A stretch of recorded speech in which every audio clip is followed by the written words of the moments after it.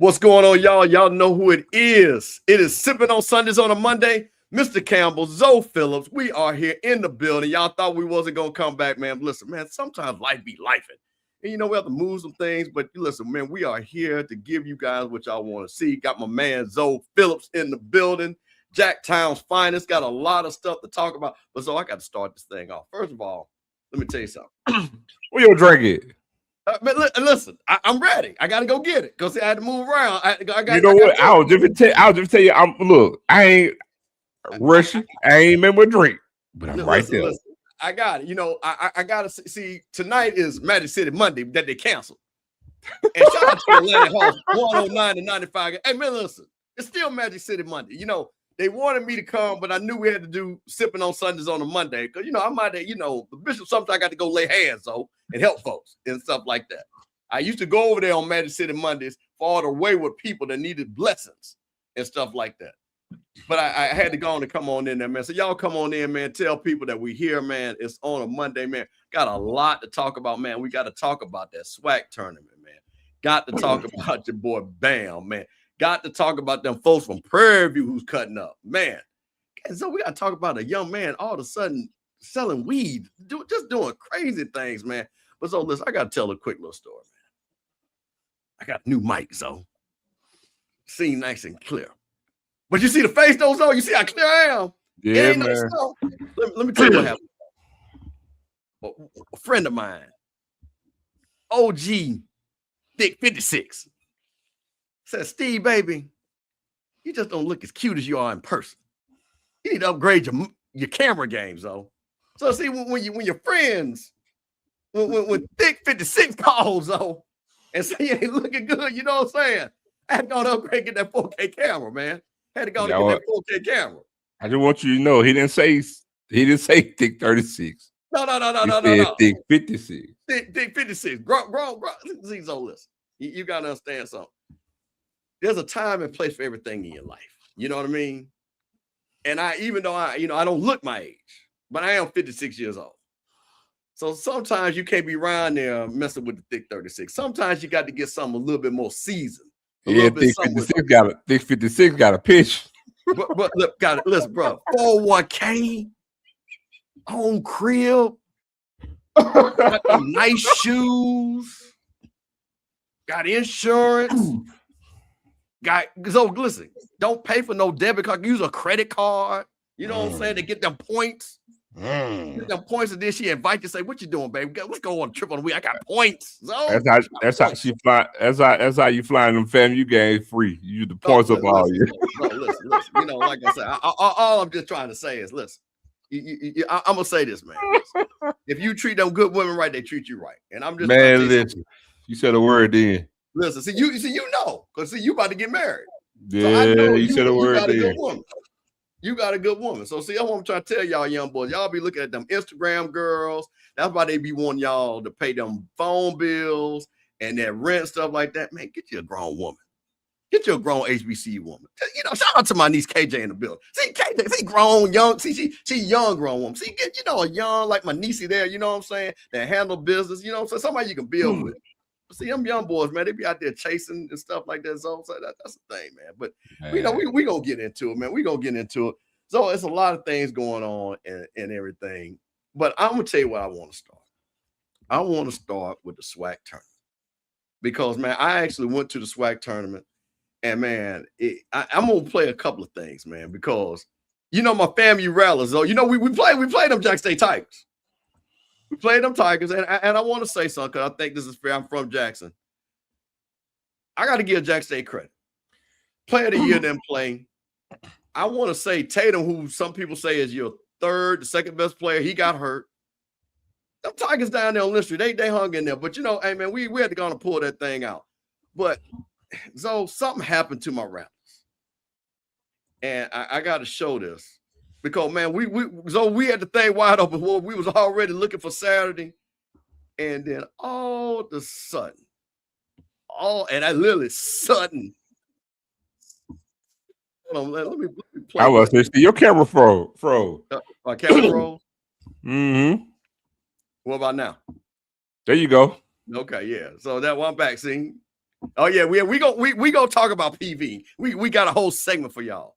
But so I'm sitting in the building and Southern playing hard. And this is what happened right here.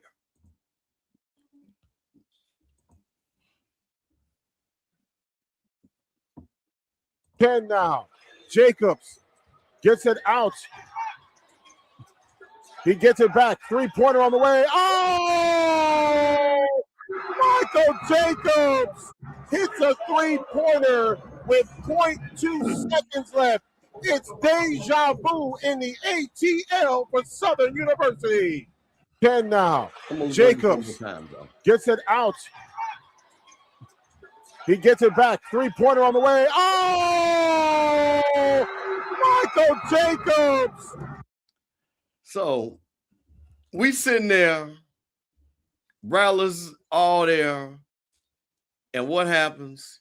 Southern last second shot, game-winning shot, send the Rattlers home, playing their champs. Man, I was just like, man, you know, I'm just like, come on, man. What are we doing here? What are we doing here? Now, so I'm going to tell you this. We weren't supposed to be there. We had a coach that left us and went down to Grambling, had this nice press conference. They finished 7th. Just to let you know, I just want to remind the Grambling people that. We come and Southern, who we beat Southern, and they hit a game-winning shot. But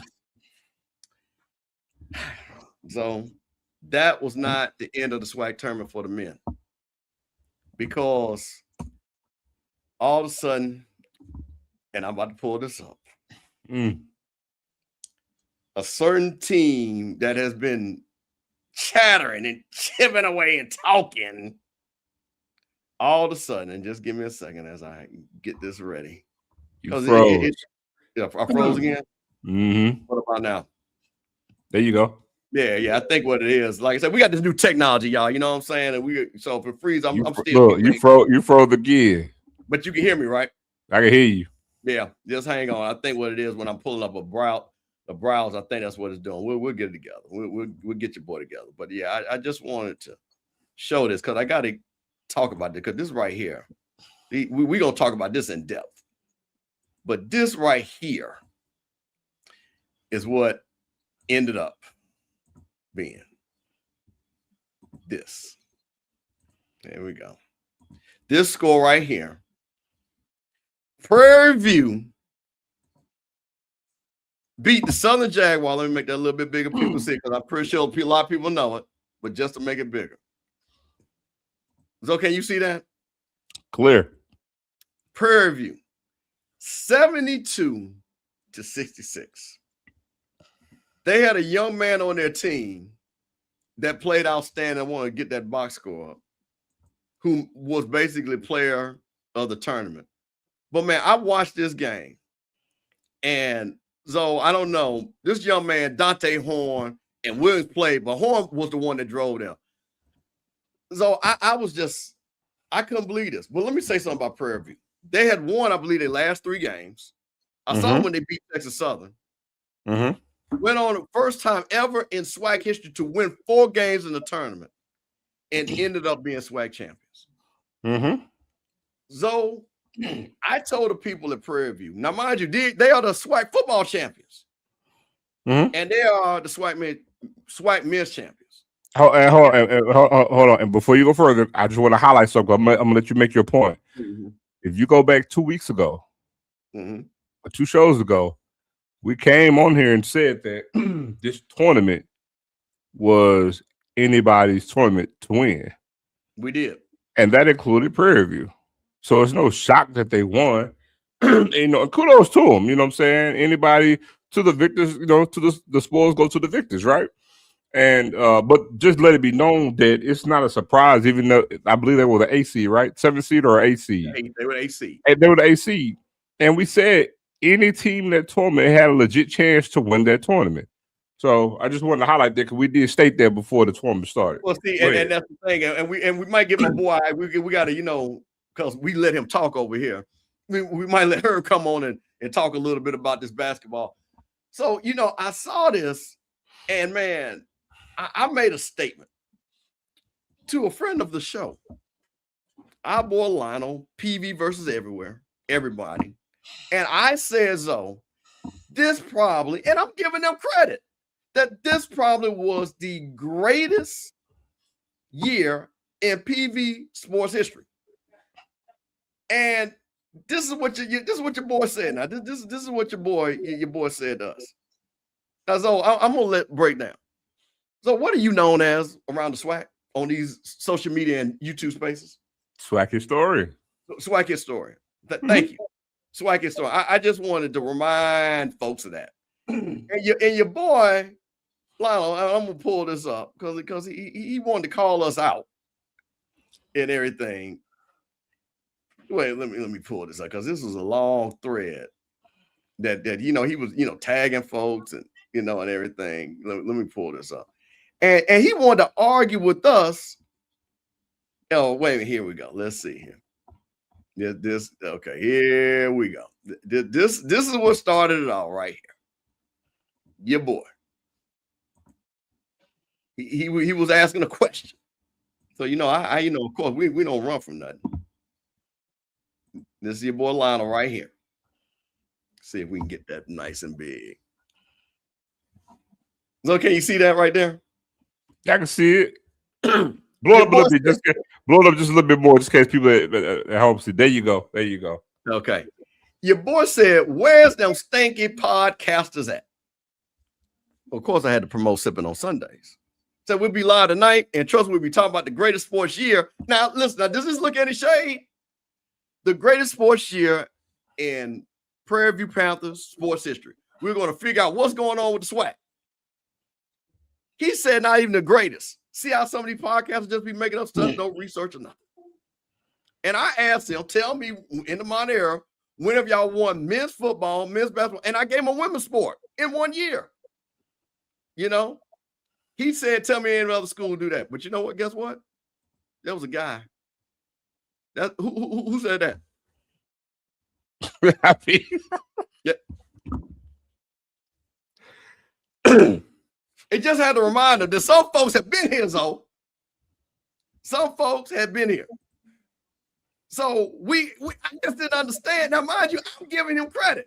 So then he goes, and I said, well, maybe someone should do their research, young fella, because he is, young fella. You know what I'm saying? So a little bit seeding over here. I mean, we ain't new to this. So then he switches it up. He said, still waiting. I got one other program you can include me at. And you told him the point was proven. But, he couldn't let go. So he said been one. So here's what I'm here to tell you. It hasn't been one. Actually, Jack State has done it twice. Actually, Jack State did it in 96. I'll tell you the one that actually did it first. But hold on, give it context because you did state we want to give context here. We said in the modern era of the SWAC, and we gave a time frame because people like to say, "Oh, well, you start a particular year. We're going to modern era, which was 1970." And at some point, Steve, we're going to talk about here where we push the threshold now because now 1970s is going past 50 years. Right. So now is at the point now we're going to actually start itching up to say 1980. You see what I'm saying? So I want to make 2 points because the SWAC, the apex of SWAC sports, right, was the 1960s, 1970s, and the first half of the 80s. That's the apex of the SWAC. Oh, hold on. Well, okay. Let me tell you what we clarify. And so let's give you guys a boundary. We use 1970 because that was the integration line. That was the line of integration, 1970, when everybody got integrated. That's why we use that. Now, there's the 21st century. There are modern eras, but there's, like Zoe said, before night, when we couldn't go to none of them white schools, that was the non-modern era. Afterwards is all the way going forward. So that's what we're trying to say. And even to that point, there's only been 3 schools that have done what we talked about. But go ahead. So that's why we use reference. So we use that timeline because again, some people want to do this. Hold on, Jared. Wait a minute, Jared. Wait, first of all, he did not correct me because I was still right because nobody had done it since Alcorn had done it first. Period. Point blank. Period. Okay. So I was right. And let's be clear, what I said, which you guys can't deny, and your own coach, and I got receipts, said, guess what? This is the first time in Prairie View's history we have ever won football and basketball. Your coach said that. So the point remains this, and again, let me be clear. Making this point is not saying let me big up XYZ to minimize Prairie View. Let me. This is coming from me. Let me make sure I make this crystal clear. This is not to minimize what Prairie View did. We're highlighting what Prairie View did, but we're also saying how difficult a feat is. So basically, you're saying it's a pat on the back. You've done something that you've never done before. That's kudos for you doing it. But I do want to say this though. You've been so small time for so long that the fact that somebody try to give you kudos on something, you take it as slight. Literally, somebody saying there's no shade or vitriol is saying this is the best sports across the board, probably championship caliber season in Prairie View's history, and you take that as slight. It's not. First time you've ever done it in school history. That's fact. Notice, and when we said it, we weren't bigging up another school. But when you get asked a question, you come for the king, you better not miss. I mean, you ask the question, I'm going to get an answer. Who else did it? I mean, the J on my chest. J's up to my days up. We did it twice. D, wait a minute, but D, I'm okay. And shout out to my Prairie View people. Shout out to the PV12. Shout out to my, hey, listen, because I'm going to say this. But I'm going to ask There were no buts. There were no buts in the comment, though. I'm going to ask y'all a question. Since you say y'all know y'all history, I said this was probably the greatest year, and I didn't put anything in it. I put in the caveat because Lionel tried to do it. I knew what I was talking about from the get-go. Was in Prairie View's history where you won a men's championship in football, a men's championship, and won a regular season, because I gave you credit for the regular season, because guess what? The Rattlers whooped your ass in the tournament in volleyball. But I gave you credit for it because I was being respectful. You gonna tell me what year have you done those three things? I'll wait. Because guess what? I know that SWAC history. And I tried to tell you the first that did it, period, was Alcorn. The second that did it was Jack State. And now Jack State did it twice, and y'all have done it. And I think saying that this is the greatest year in Prairie View sports history is not a slap in the face. I think that's saying a lot of respect. Point blank, period. So I don't know why y'all want to get all riled up about somebody saying it. So this goes to the bigger question, right? Do you feel they said what is a regular season championship? See, I was being nice. No. I'm not gonna let y'all do that. So a regular season championship, legitimately before we actually had a tournament, that was your conference champion. And so even still today, the conference regular season champ still actually goes on to postseason play. Hence Alabama A&M on the women's side going to a tournament. So that was the thing before the tournament came into play for all the conferences. So we're not going to minimize a regular season championship. It's just that being that we are a one big league, you put so much emphasis on the tournament, right? And the tournament champion goes to the NCAA championship. So I'm not going to minimize the tournament championship because going through the regular season and winning it, having the best record, standing for something. I'm not going to take that away from them. See, and that's what it was. And we would give it ultimate respect. Like I say, that's where it used to be. Now it's the tournament champion to take it to the NCAA. So, I just found this, because again, man, we have a lot of fun with this, and everybody knows, and Lionel and I, that is my guy. That is my guy. But what I was curious about, Zoe, is the bigger conversation about the pressure. Because here was the thing that I wanted to ask you. Mm-hmm. You had the number one seed in men's basketball, Bethune-Cookman, that came into the tournament. Hot. Won 20 games. You had the Alabama A&M women who was rolling. And you know what I talked to a basketball guy and said? You said, you know what? The most pressure is playing in a one big league because you have to win that tournament to get to the NCAA.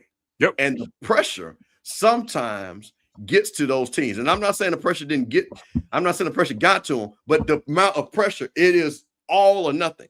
When you got a FAMU, a Prairie View, a Southern, we just playing loose and goose. When you're talking about a Bethune-Cookman, that they have to win. Alabama A&M has to win, which pulls me up to something that I want to show. Talking about when we're talking about Alabama A&M, because this is the girls. And let me tell you something. Southern got a girl on their team. That young lady, hold on one second there. So let me get this together here. Because we definitely want to give the girls a shout out. Because the women's champion is Southern. Give me one second. And we're talking about, again, the pressure that it takes. Because they had a scare against FAMU. And shout out to Coach Gordon and those lady rattlers that really tried their best. Now, this is Southern and Alabama A&M, 49-49, 4 seconds left. And here's the end of the game right here.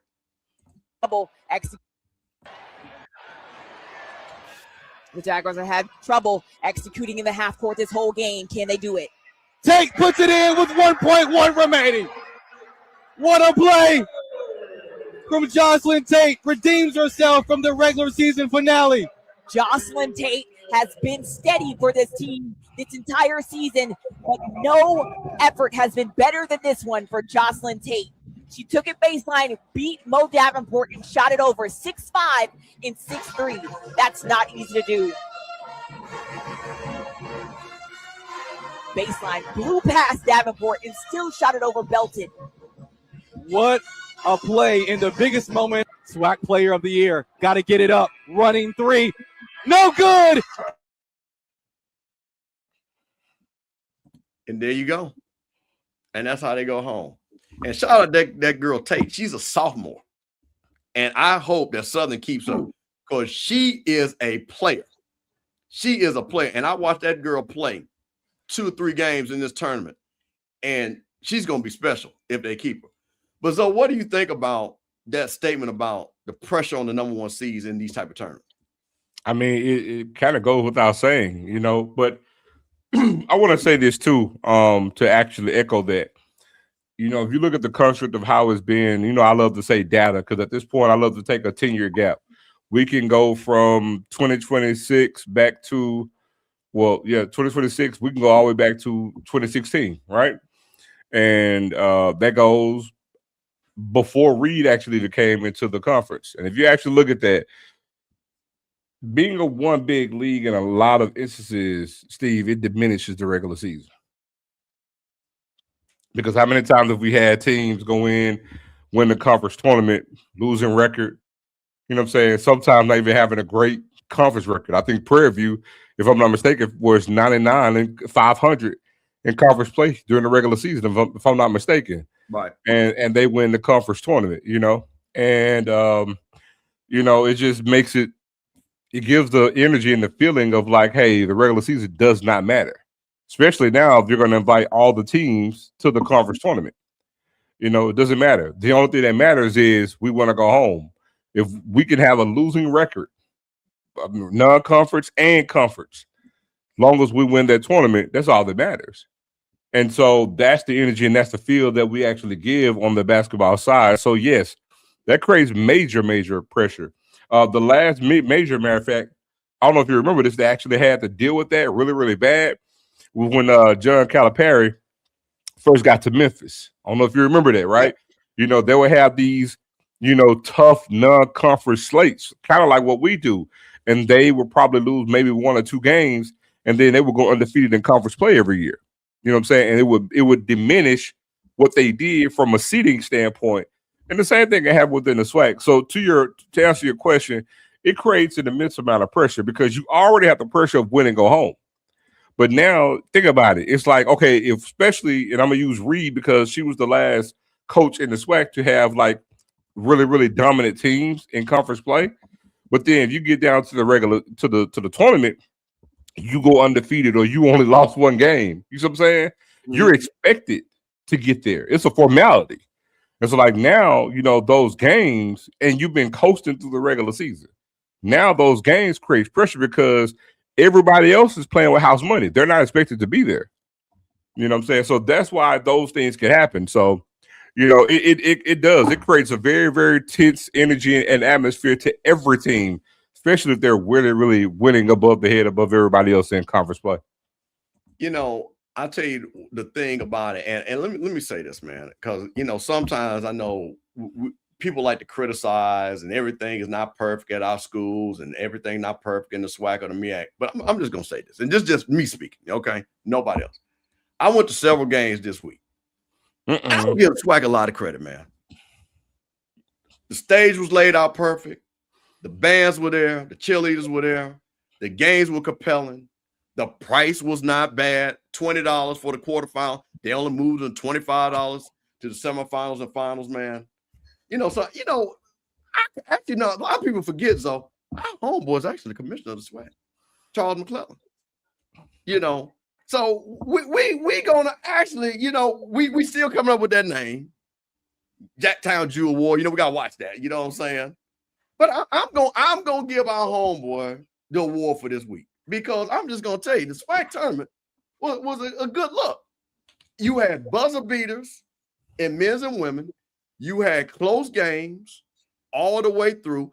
You had a surprise champion that people weren't expecting. So, man, I'm just going to tell you, man, if they keep building this thing, and I'm going to say this, man, to all the Atlanta Alumni Associations, the one thing, you got to get your people out there. Because if we can get, because it's not a big arena. So you can really affect the game. You really can. And I'll tell you another thing, too, at first, and I'm going to give them credit, too. I didn't understand on Saturday, right, why the women played early, right? The women played around 1 and the men played 8. I'm like, to me, like, why don't you have the games closed so everybody could be in the building? But then I thought about it. Guess what? Both games was on ESPN. So they probably told her, if you want the women's game live, we got to give you the 1 o'clock slot. So the women played. You got to see that great game with Southern Alabama State, which was a great game. And then at night, you got to see Prairie View and Southern. So even for the TV exposure, you got a chance to see that. So, man, I'm just going to, like I said, again, we ain't going to belabor the point. We ain't around here. But like I said, we're going to give credit where credit due, man. Shout out to the commissioner. Shout out to North Jackson. Wait, I think he went to Murrah, I believe, right? No, sir. He went to Callaway, dog. He Callaway Charger. Callaway, dog. Callaway Charger. Okay, shout out to the Callaway Charger. I think he class of 89, because I know he right behind me. So, you know what I'm saying? Shout out to Charles McClellan. You know what I'm saying? Good job and everything and stuff like that. So listen, we're gonna bring a guy, so guess what? We do have 3 HBCU men, 2 women that are actually in the tournament. So you know what? You know who we got to bring in. The guy we let talk. HBCU Hoops Weekly. My boy, my younger brother, my DC guy. Y'all know who it is. Big Herb in the house.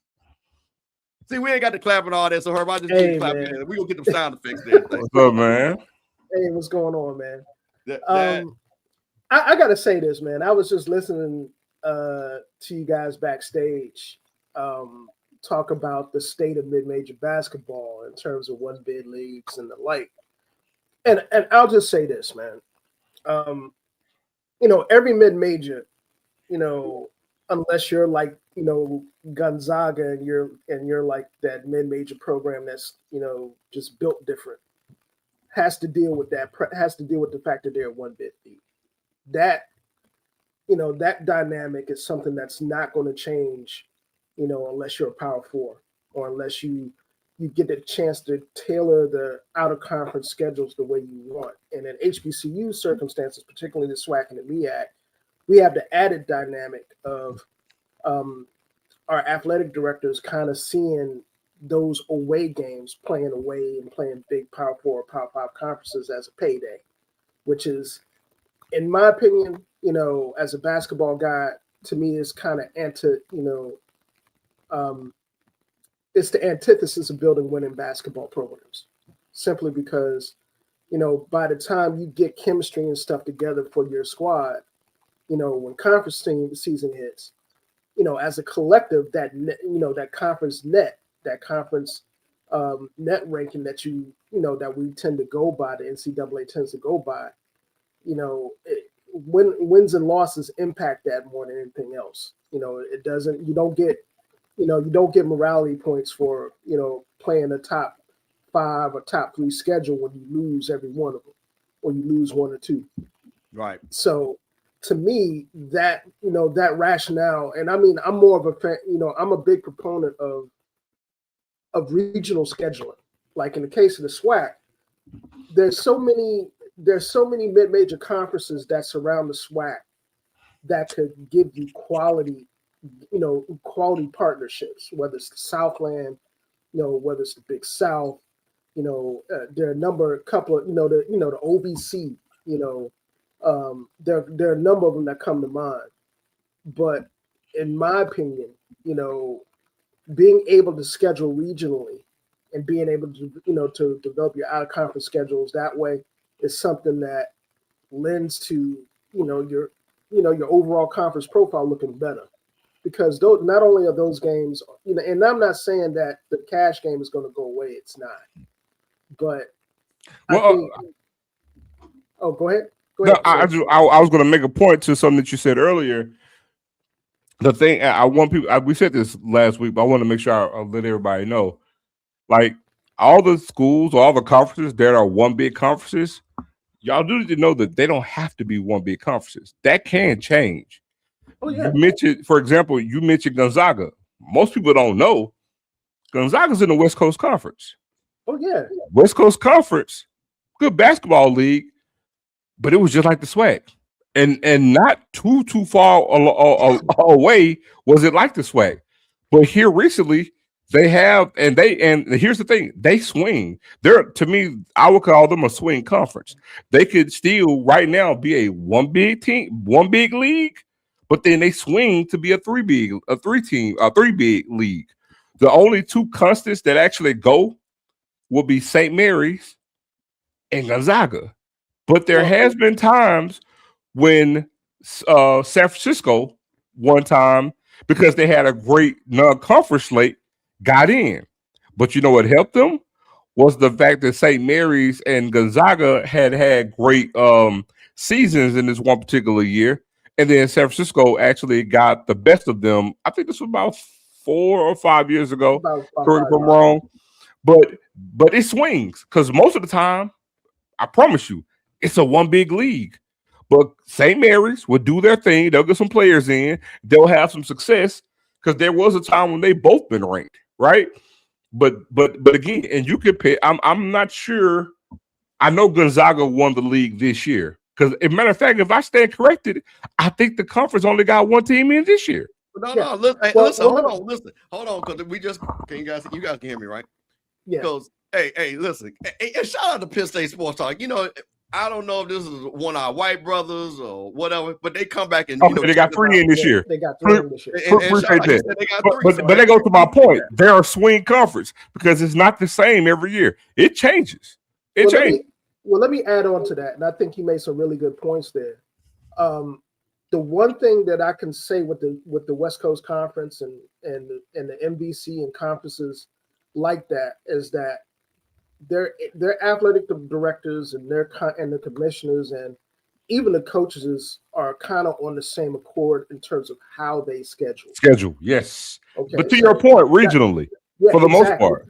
Yeah, and I think that's the a lot of times when I get in discussions with people about how HBCU basketball at the D1 level can stand to improve, we already have some really, really good examples of this. Norfolk State, even though Norfolk State had a down year this year, by their standards, man, look, the way Coach Jones has scheduled regionally in the state, in the Mid-Atlantic region, in terms of building that program over the since he took over, speaks volumes. That dude has owned the state of Virginia. I mean, pretty much, since he's gone to that type of scheduling regimen. Kenny Blakely over at Howard is another good example of this. And, I want to make this clear. I think I said this on Twitter earlier today. Howard men's basketball is the winningest basketball program in the last 5 years in the DC metro area. Let me say that again, because You got Georgetown in the DC metro area. Maryland. In the DC metro area. You got George Mason in the DC metro area. You got George Washington in the DC metro area. All Power 5 and Power 4 conferences. And, you know, for the naysayers, and I hope that kids that are watching shows like ours and HBCU Nightly and HBCUs Weekly understand that if you're good, if you can play, you're going to get seen. You can get seen, you know, you can get seen at an HBCU program. That's simple because people are doing it. Now, I got a chance to watch a lot of basketball this weekend. And the SWAC tournament, man, let me just say this, man. There's a reason why the SWAC tournament is chaos. There's 100% chaos every time it comes around.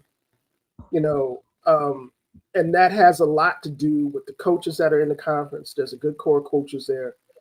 The influx of talent into the conference, particularly on the men's and women's side, this year has been phenomenal. You know, the SWAC tournament, you know, is a perfect example of that. You know, everybody, you know, went into the tournament with Bethune-Cookman on paper. They were heads and shoulders above everybody. And you saw what that got them, an early exit. And hey, well, look, now, Herb, listen, I don't want to get too far off on this, but I'm going to ask you a question because you're a basketball guy. There was some chatter about, and Coach Nolan Smith talked about it because you was on HBCU, you were on Coach's Corner with us, and he talked about basically Bethune-Cookman's NIL. Yeah. How much does that play in the pressure when you put together an NIL? And congrats to Reggie Theus, and then they don't even get to the finals. I mean, I'll be honest with you, man. I think that depends on the basketball culture you have at a particular school. That's not to say NIL wouldn't factor into it, because I think in some circumstances, if that is the metric that you're measuring it by in terms of the production that you need from your players, yeah, it's going to be a factor. But I think, you know, Coach Smith touched on it on the show that we had on Coach's Corner, is that you got kids, you know, yeah, NIL money is important, but $8,000 worth of NIL money or $5,000 worth of NIL money is good for kids that are hungry to play, that are hungry for opportunities to play. And the thing about it is that if you got the right coach and the right staff and the right basketball culture, that those things balance out. So, you know, I think in the case of Bethune, and I'm not going to, I can't speak to what Coach Theus's culture is there because I haven't heard anything bad about it. But I think particularly in tournament situations where you're the favorite and you're expected to win, being able to execute under pressure, being able to pay attention to detail under pressure is what tournament basketball is all about. You know, I think I said it in the chat. You could take all those regular season tendencies during tournament ball and toss them out the window, because essentially the opponents that you play have seen you all year, and they know those tendencies. And if you're a coach, you know, you have to think outside the box during tournament time. You have to be especially dialed in terms of fine-tuning the details in terms of how you execute. We saw, I mean, Prairie View A&M is a perfect example of this. They rounded out in the shape and in just the right time, kind of like Alabama State did last year. They got into the tournament. They switched the defenses up. The trapping defenses, you know, half-court traps and stuff they were tossing, you know, were disruptive the entire tournament. And, I mean, I watched PV from start to finish, and they made it super difficult for people to get into offenses, particularly, you know, if you weren't strong with the ball in the backcourt, you're going to have a problem with PV the entire tournament. You know, they made it hard to initiate offense. They made it hard to, you know, get entry passes into the post for easy looks to get the ball, you know, so your ball movement can move the way it's supposed to do in half-court situations. You know, and then on top of that, you toss in, you know, a player like, you know, Dante Horn, you know, who, I mean, let's be real, that dude was lights out. He's been lights out all year. Nuts, saw it firsthand. Yeah, he went stupid. You know, he was lights out the whole tournament. You know, I'm not gonna go there. Listen, hold on, that's for me and Zoe. So, listen, I got this. Is what I want to do. And I love this graphic. I think HBCU alum put this together, but this is gonna make it easy. So this is all the teams, our teams, our HBCU teams that are in the NCAA tournament, men's and women. What I want to do, let's go around the horn, as you can see, and let's talk about some of the matchups. And what do you see? Because 2 of the matchups are first 4 games. And shout out to Tennessee State, which again, it shows that big number 15 seed, which shows about their scheduling. So let's talk about Tennessee State. They're in the tournament. Yeah. They are playing the number 2 seed. With a good record, by the way. With a good record. With a good record. Well, I'll playing in St. Louis. Get a lot of people up there. They're playing Iowa State. They played well in the Big 12 tournament. What do you see there, Herb? Well, I'll preface what I'm about to say by saying there's a lot of history for HBCUs at the 2-15 seed line. Matter of fact, the last 2-15 seeds that we've had, Norfolk State and Hampton. 2001, those were wins. You know, the Norfolk State seed line that was a win against Missouri. That was Kylo Quinn's Norfolk State squad. You know, Jarvis Williams was on that Hampton squad. So, you know, I don't want people to look at this 2-15 because it's Iowa State and it's Big Ten. Now I'll be the first one to tell you, I watched Iowa State this year. Fred Hoiberg has done a hell of a job there. That dude, you know, that squad is extremely potent offensively, and that's something that's good. That's going to factor into the matchup. But I think one thing that Tennessee State brings to the table that I think is going to make this a really, really compelling game is that they are excellent defensively. I mean, like I said, if you've seen Tennessee State this year, those guys have length, you know, all up and down their roster, you know, from 1 through 5. And particularly at the guard, you know, outside of Dante Harris, who's, you know, I think also he's going to be an X factor in this game because I think that kid, he's been there. Yeah, I mean, I think PV can beat Lehigh. You know, I think that's a. Yeah, we're gonna get to him. I'm gonna get to that. But we're gonna just go down the road. We're gonna go down because we're gonna talk about and just like I said, because we want to be because I thought about it too. But I watched Iowa State. The guy's name TJ Osberger. He actually was assistant at Ohio State. At Iowa State. So that's the coach now that they have. Yeah, TJ Hoiberg left. Right. Hoiberg rolled out. Yeah. Okay, that's right. So this guy, he's rejuvenated the program. I watched some things on him. So like I said again, very strong program. Again, as you can see, a number 2 seed. So just want to know, like I say, you know, done, and especially to come out with number 2 seed out of the Big 12, that shows you how strong that conference is. Yeah, and I mean, and like I said, I think we were talking earlier in the season, and I called it. I said Tennessee State was good enough to be at least a 15 seed, if not 14.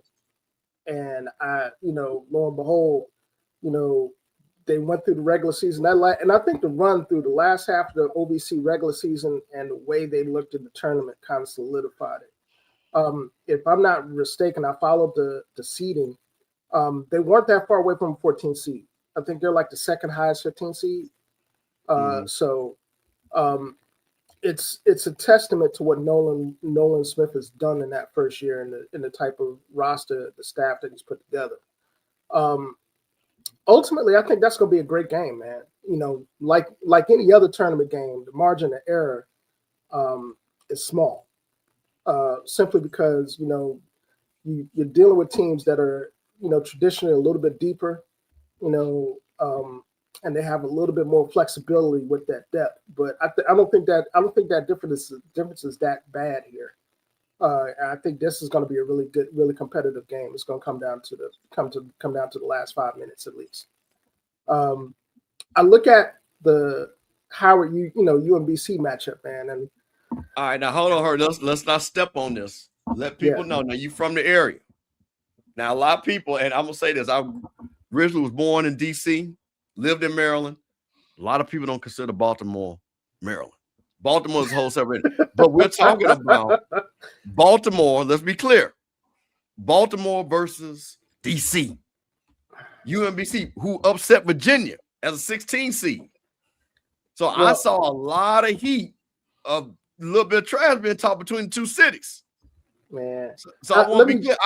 So I'm saying that I love that they set this matchup to give that little bit of backstory of B-More versus DC. So I want to set that up. And also, I want to let you know, I want to see how much you think this comes into play as I was doing my research on this. UMBC just got into town. They've been delayed and been sitting on the tarmac. So how much of that is going to play into this? And go ahead and give us a breakdown. What you think, Herb? Well, first, I got to say, man, the NCAA is petty for this matchup. To be quite honest with you, I mean, if some people calling it lazy, I'm calling it petty because I think the committee looked at it as like this might be funny if we match these guys up. Oh, 100%. Yeah. So you know, and for those folks that are calling UMBC Baltimore, the Baltimore County, it's Catonsville, bro. Don't get too excited. It's not Baltimore proper. Correct. So, you know, before folks get on the bandwagon and start claiming B-More, that's BWI Airport right there. That's about as close to Baltimore as UMBC is. But that being said, don't ruin a good story with facts. B-More versus DC. That's what we saying on Sippin on Sunday. We gotta play it to the brother element in there. B-More versus DC. Just for the story. All jokes aside, man, I mean, as petty as this is by the NCAA, I really like the idea of these two teams going up against each other because one, they're two mid-majors, you know, from the region, and two, you know, both of them are perceived underdogs. You know, I mean, what can you say about UMBC, man? They're the only ones. They're the only 16 seed in history to get a win over one. Yes, sir. That speaks for itself. So. You know, I've seen UMBC at a lot of times they're very solid. I think they're the best. I think they're the best 3-point shooting, one of the best 3-point shooting teams in the tournament. I think they shoot over 40% as a team from the 3-point line. I think that aspect is going to be really, really important. That being said, I think, you know, Howard is built, you know, to defend against that.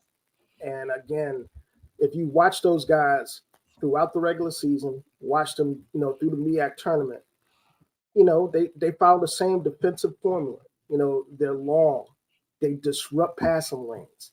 They run people off the 3-point line. They force you to put it on the floor to get into the lane.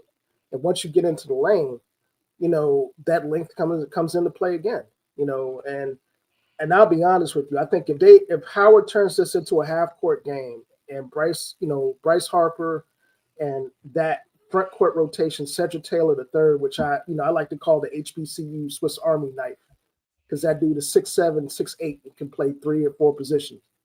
You know, I think they have a really good shot at advancing. I can't really say that, you know, this is going to be one of those games where there's going to be a lot of separation or somebody's going to go on a run, because I think they're very evenly matched. Yeah. But I think HU has the chops, you know, they have a really good chance to advance if they play the type of ball that they're capable of playing. That PV Lehigh matchup, I think that's a PV win with the way they're playing. If they execute, and that's an operative word. I want to say something before we listen. I want to say something. Lehigh, Patriot League champs, won the tournament, wasn't expecting one to. We're only 18-16. Yeah. 11-7 the Patriot League. So I'm telling you, when I saw this, and again, very familiar with this league, big basketball conference. Like I said, they are known to make runs. But I was like, out of all of the matchups, I said Prairie View got the most favorable. Far as I think they can move on. So go ahead, Herb, break that down a little bit, and I can talk about Lehigh a little bit too. Yeah, I mean, like I said, man, I think I've seen a little bit of Lehigh, not as much as I've seen of UMBC in America East. But from what I've seen, you know, again, they're two very evenly matched teams. But I think in this instance, you've got two scorers on PV in the backcourt that can make all the difference in the world, in Tyrone Joseph and Dante Horn. And by the time, you know, they step off the plane here, you know, for that game in Dayton, if those two guys are in the backcourt, hey man, all bets are off. You know, those guys can put up points. and they've done it against all levels of competition. So, again, I think PV, the way they're playing and the way they're rounding into shape, I think they got a really good shot at advancing, and I would give them the advantage in this matchup. Now, on the women's side, I'll just say this, man. Yeah, CJ McCullough is a dog, man. That dude's been doing it for a long time. Have you seen that Howard University squad, man? You know, on the women's side, that matchup against the Ohio State, that 14 seed versus 3. The 14 seed is a measure of respect, but I'm gonna be real. That Howard University women's team is better than the 14 seed. And Wow. I mean, if you've watched them for the duration of the year, at their best, Ty Grace has got a heck of a squad on her hands. If Ohio State goes into that game just saying, "Oh yeah, they're 14 seed, we're gonna walk them," you know, I'll put this into context. There's a reason why Maryland doesn't schedule Howard on a regular basis on the women's side. This year is that's perfect. Brenda Freeze. You're talking about a national program with Brenda Freeze now. Yeah, you know, this is a perfect example. Maryland basketball is serious. Yeah, and I mean, the last time Howard played Maryland, they gave, you know, they were lucky to get a win. You know, I think this is going to be a really, really good game, and I think this is a lot more even than people realize. Ohio State's really talented. There's a guard that they have that escapes my name. I can't remember her name, but she's legit, man. You know, I think that's going to be one of the focal points of that defensive, you know, focus for the Bison. You know, but Bison got some weapons, man. You know, point guard they got, freshman, last name's Jenigan, I think. You know, her assist to turnover ratio is crazy. You know, she doesn't turn the ball over at all. I think what's going to be telling is how well the Bison play on the post against this Ohio State squad, because Ohio State got some size on them, and I think that's something that could be a problem if they're not prepared to, you know, they're not prepared defensively for. But I think they could turn these folks over the way they play defense. It's going to be a good game, man. And you know, like I said, you know, it's not out of the realm, you know, of expectation to see an upset happen at this 14-3 line. And you know, the HBCU favorite in me goes for the upset. So, you know, I want Howard to pull it through. Now I'm looking at the 16 versus 16 seed. I think Southern got it. For the women on First Southern. four of the Southern. First I think four Southern game. got it. I think Southern's got that. Really? Yeah, I do. I had a pleasure watching, you know, those young ladies throughout the tournament. I think the one thing that could be a detriment for them is them actually hitting open looks when they get it.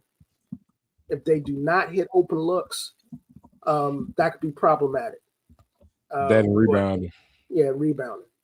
But in terms of, you know, and I hate to go back to this, you know, this theme, but defensively, teams that advance in the tournament are rock solid defensively.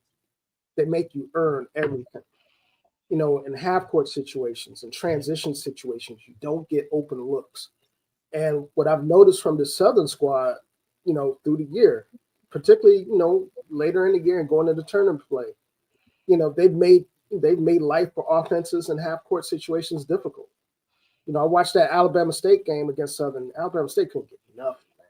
And it was like, you know, the focal point for Alabama State this year on the women's side was, you know, on the post. They made it hard to get entry passes into the post. They were doubling the block. They made it hard for entry passes coming out of it. You know, they closed out on shooters when the passes came out. They disrupted ball movement, you know, against, you know, anybody. And they did the same thing to A&M too, which really surprised me.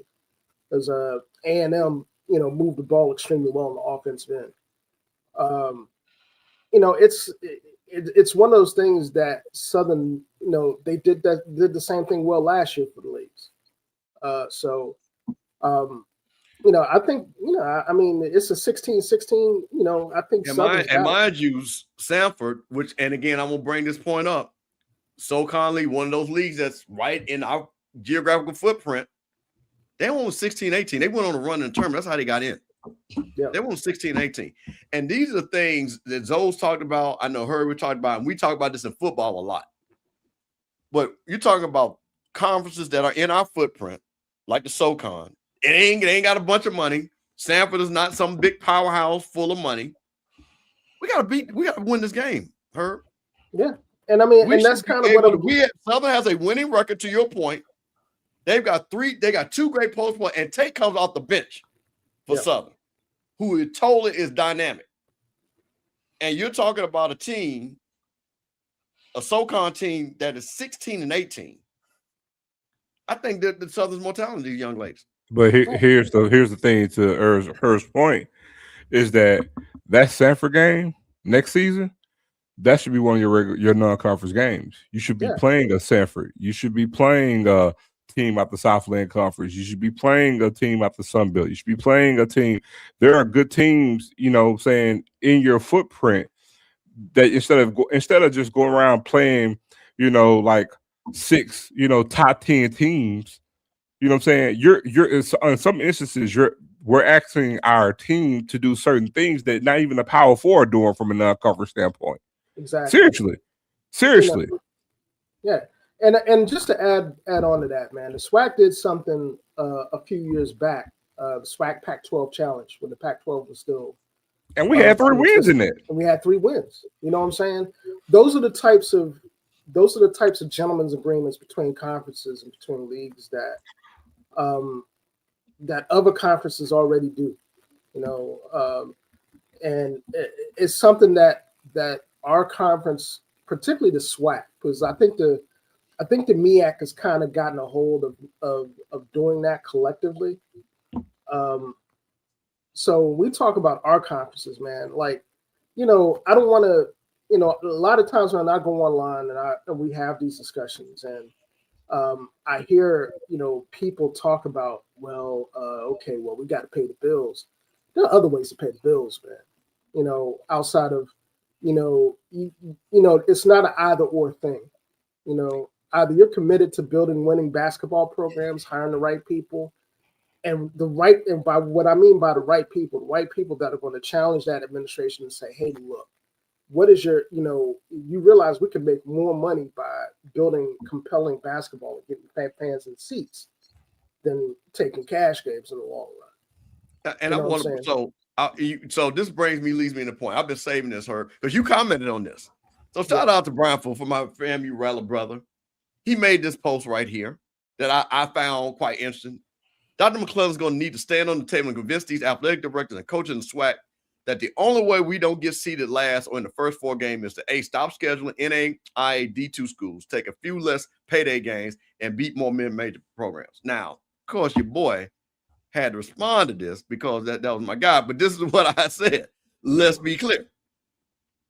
That's not on him. Yeah. That's on the ADs, because I know this for a fact, and we all know this. And like I said, and we talk about, and like I say, shout out to Ashley Robinson. But I think this is what has killed Mo Williams, because we're going to talk about that too, that those money are in these guys' contracts. Yeah. That they are told to go bring in between anywhere to $500,000 to $1.5 million based off a schedule. No, go ahead, Zoe. You got it. I was just going to say, to highlight on Brian's part, go back up and to something Herb said earlier. If you go back to the SWAC Big 12 Challenge, when we had 3 wins in that challenge. When everybody thought we'd get 0, I want y'all to take a guess where all 3 of those wins came at. At home. All 3 wins came at home. Yeah, and that's part of what, and like I said, Zoe made an excellent point, man. And I saw this post today, and I agree with a lot of it. At the same time, I also know, Mr. Campbell is spot on in terms of ADs. Wait a minute, this sounds like somebody that we know right here. So you can go ahead and just tell your quote, Herb. Yeah. I mean, I want to just say this. There's one AD in particular that I want to point out in the SWAC that understands the assignment. And that's the AD in Alabama. I'll let you clue in the other one.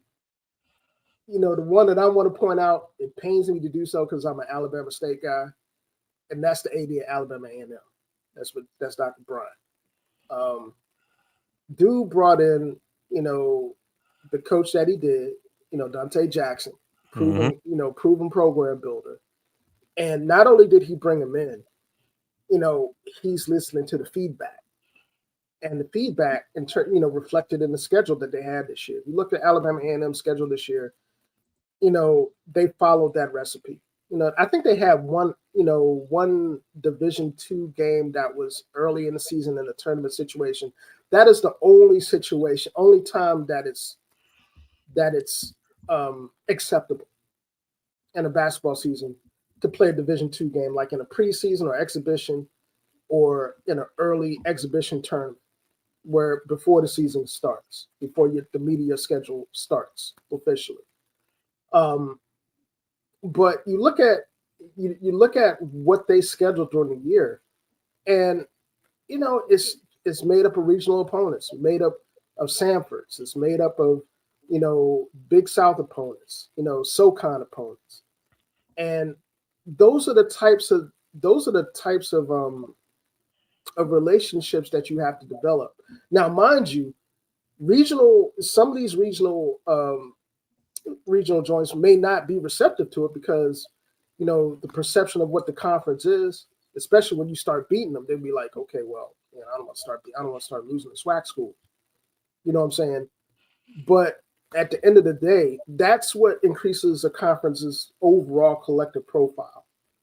And I think the way that you get the types of competitive balance that you would get, like I say, the Missouri Valley, or in the WCC, or in some of these other mid-major conferences that have a little bit more visibility, not necessarily because the basketball is just astronomically better. It's because of the commitment that those athletic directors and those conferences have made to growing the basketball product.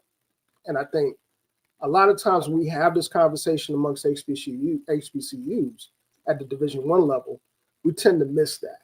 And we tend to miss the responsibility that's put on coaches to work under those circumstances. Yeah, like, having that stuff put in your contract is wild work, in my opinion. Yep. Having to go. I mean, I think Jackson State, had to go, double-digit games away from home, like 15, 16 games straight. If you're a coach and you're trying to build, cohesiveness in your program, develop lineups, rotations, that's death, period. By the time you get to the conference season, if you're not dealing with injuries or you're not dealing with consistency issues, the only saving grace with the SWAC is that a lot of the same, a lot of the ADs are on this, are in the same mindset. And, that's one of the reasons why this year was really special in the sense that, one, there's a huge influx of talent into the league, which made the competition was already parity driven, but the quality that went with the parity was right here. And that, anybody watched SWAC basketball this year on the men's and women's side. I mean, there weren't too many games that were just cupcakes or cakewalks. You go somewhere, UAPB was good on their home floor. Alabama State was good until they hit the slide or middle of the season, and then they kind of found themselves again. Alabama A&M was good. Jackson State was good in spurts, particularly when you had Ruffin in the lineup and Ruffin was healthy. There's a lot to be said about that. And I think a lot of times when we have these conversations about, our programs at the Division I level, I can't say that the D2 level. D2, I mean, the CIAA and the SIAC at the D2 level on the men's side, men's and women's side, they've been lights out, and I think, although their challenges are slightly different than what we see at the D1 level in terms of basketball, they have the same types of partnerships. You see the CIAA, schedule people out of, PSAC, You see the SIAC schedule people out of the Peach Belt Conference. You know what I'm saying? So it's well, EA, yeah, keeping up money for your program. I mean, that again, that goes to the AD, that goes to the who runs your department. You know what I'm saying? Look, I think people have to understand that it starts and ends with the commitment that your athletic department has toward building winning programs. It controls who you hire.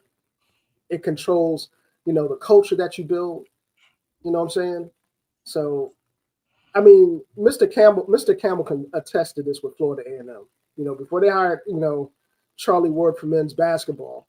Well, I'll let him tell you that because that futility was kind of rough. Bro, listen. I want to make one point too about this too, and that is when it comes to men and women basketball in this conference, right? In football, and I'm gonna use that because that's what we all love. That's the front porch to everything when we talk about the SWAC and this identity is football and being a band, the bands and the culture and everything that comes with that. But I want to let y'all know when it gets to football and it's a whole different thing. We talk about what? We talk about facilities. We talk about all these other things. Well, guess what?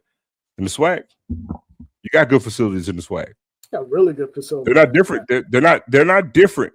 Then you talk about go look at Florida A&M's arena. Look at Alabama State's arena, Texas Southern's arena, Gramblin's arena, Alabama A&M's arena. So we have good arenas, but you know what's not there?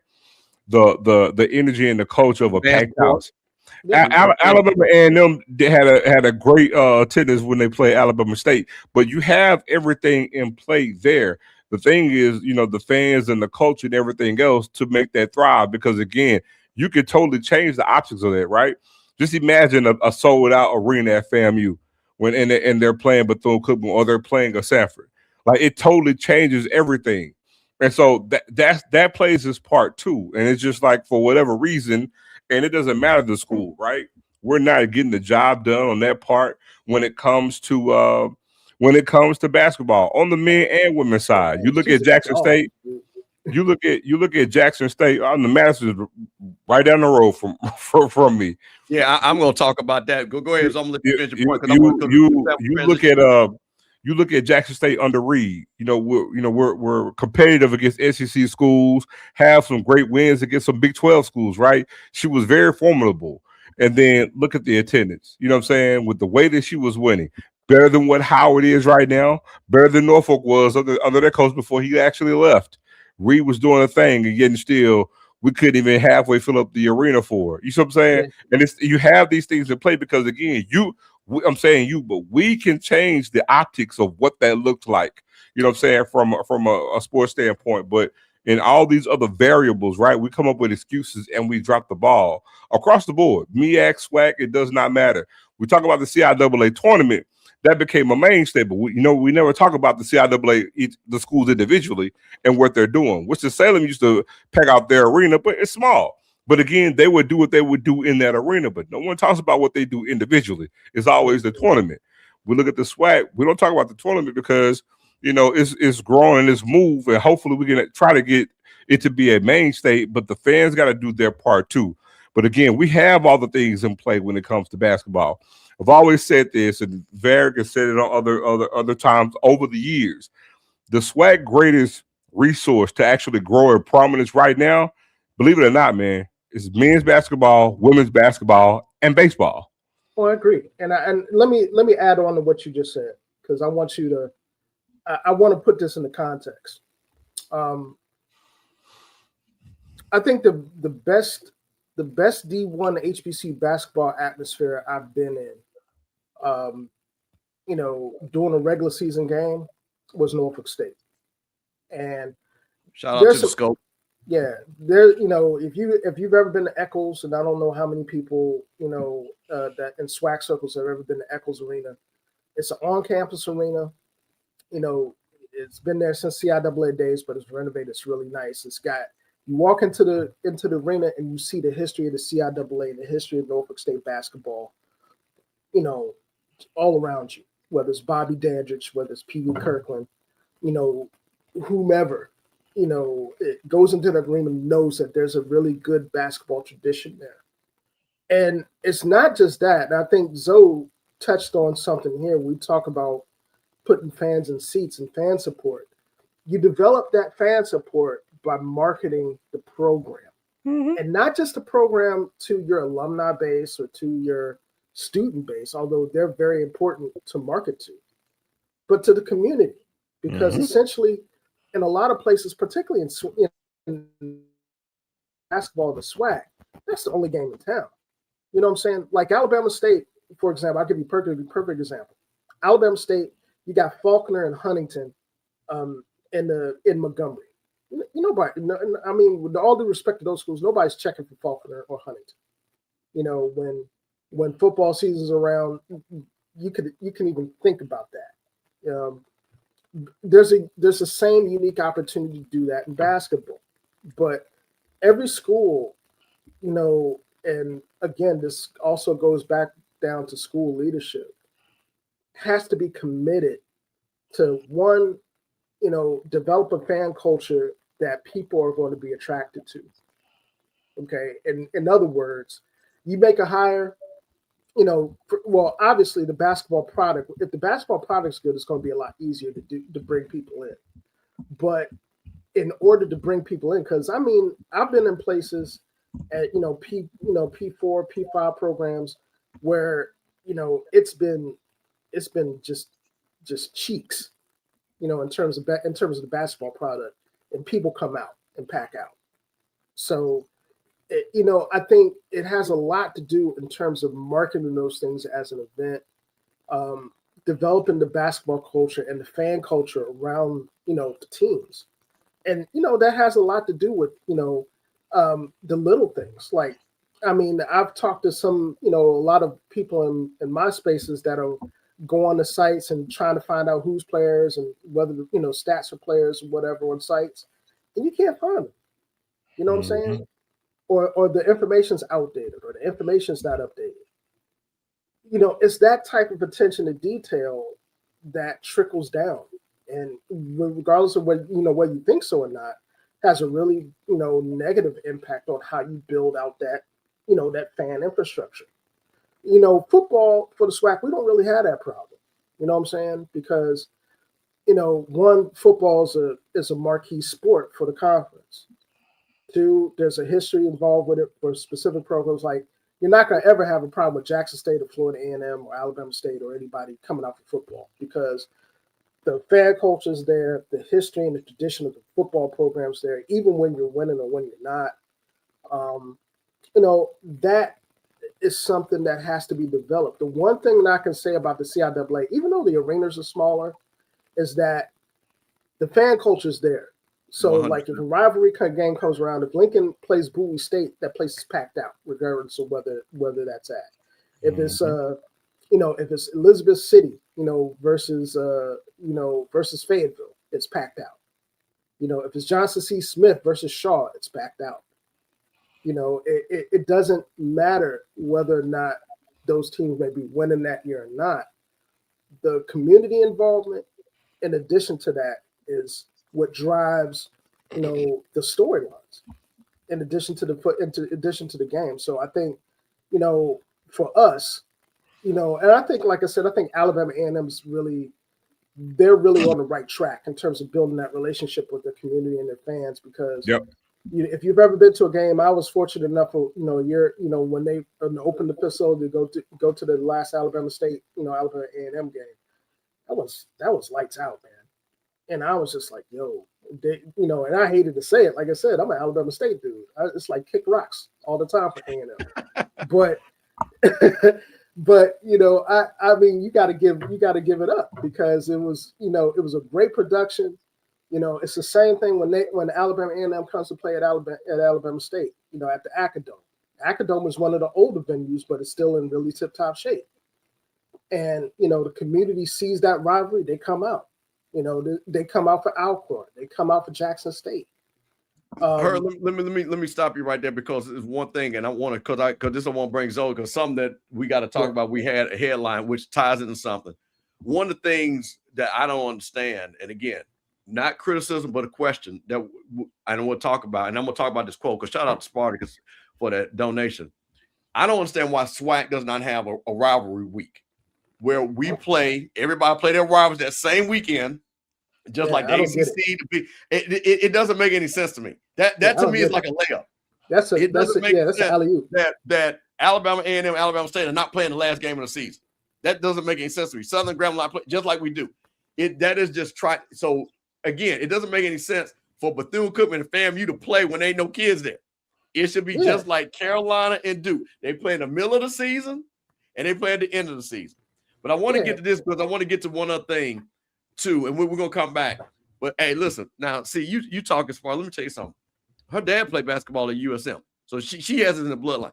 But that junior class, her, Juju Watkins, Hannah Hidalgo, Audie Crooks, Malaysia Flawale. Listen, this junior class is going to be nuts.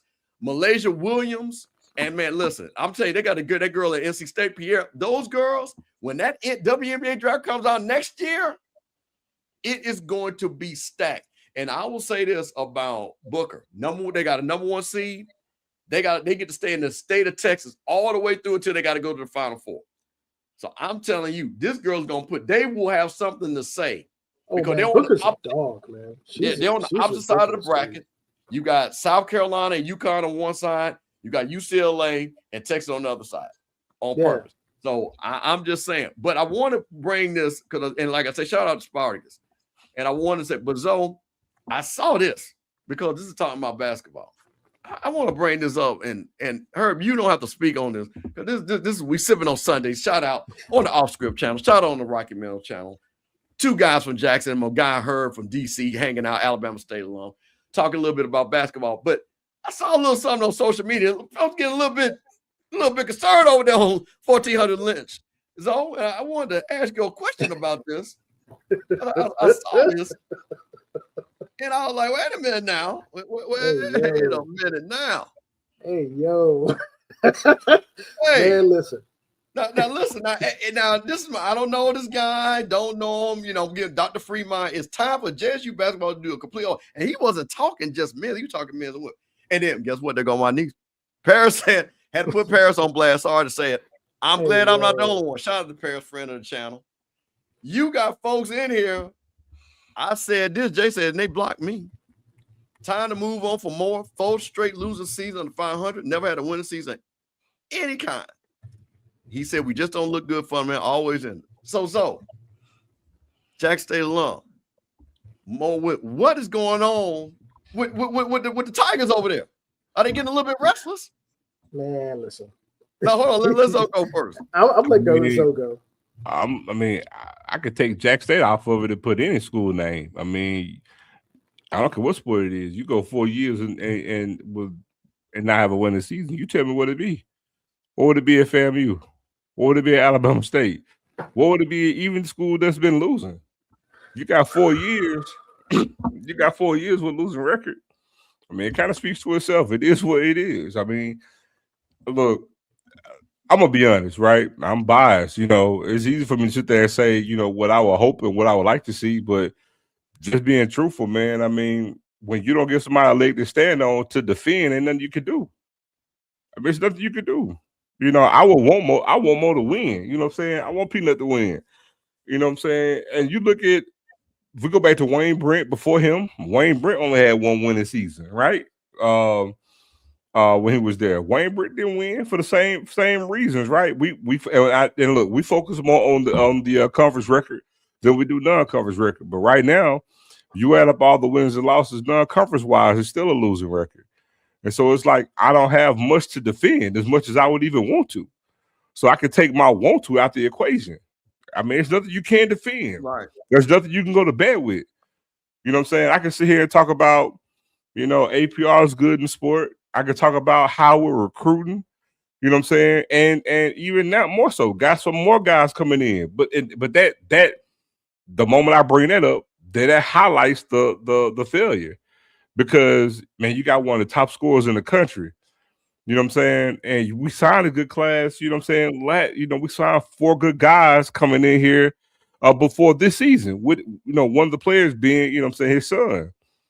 And so, like I said, as much as it pays me to say, look, I can't defend for losing seasons. I can't.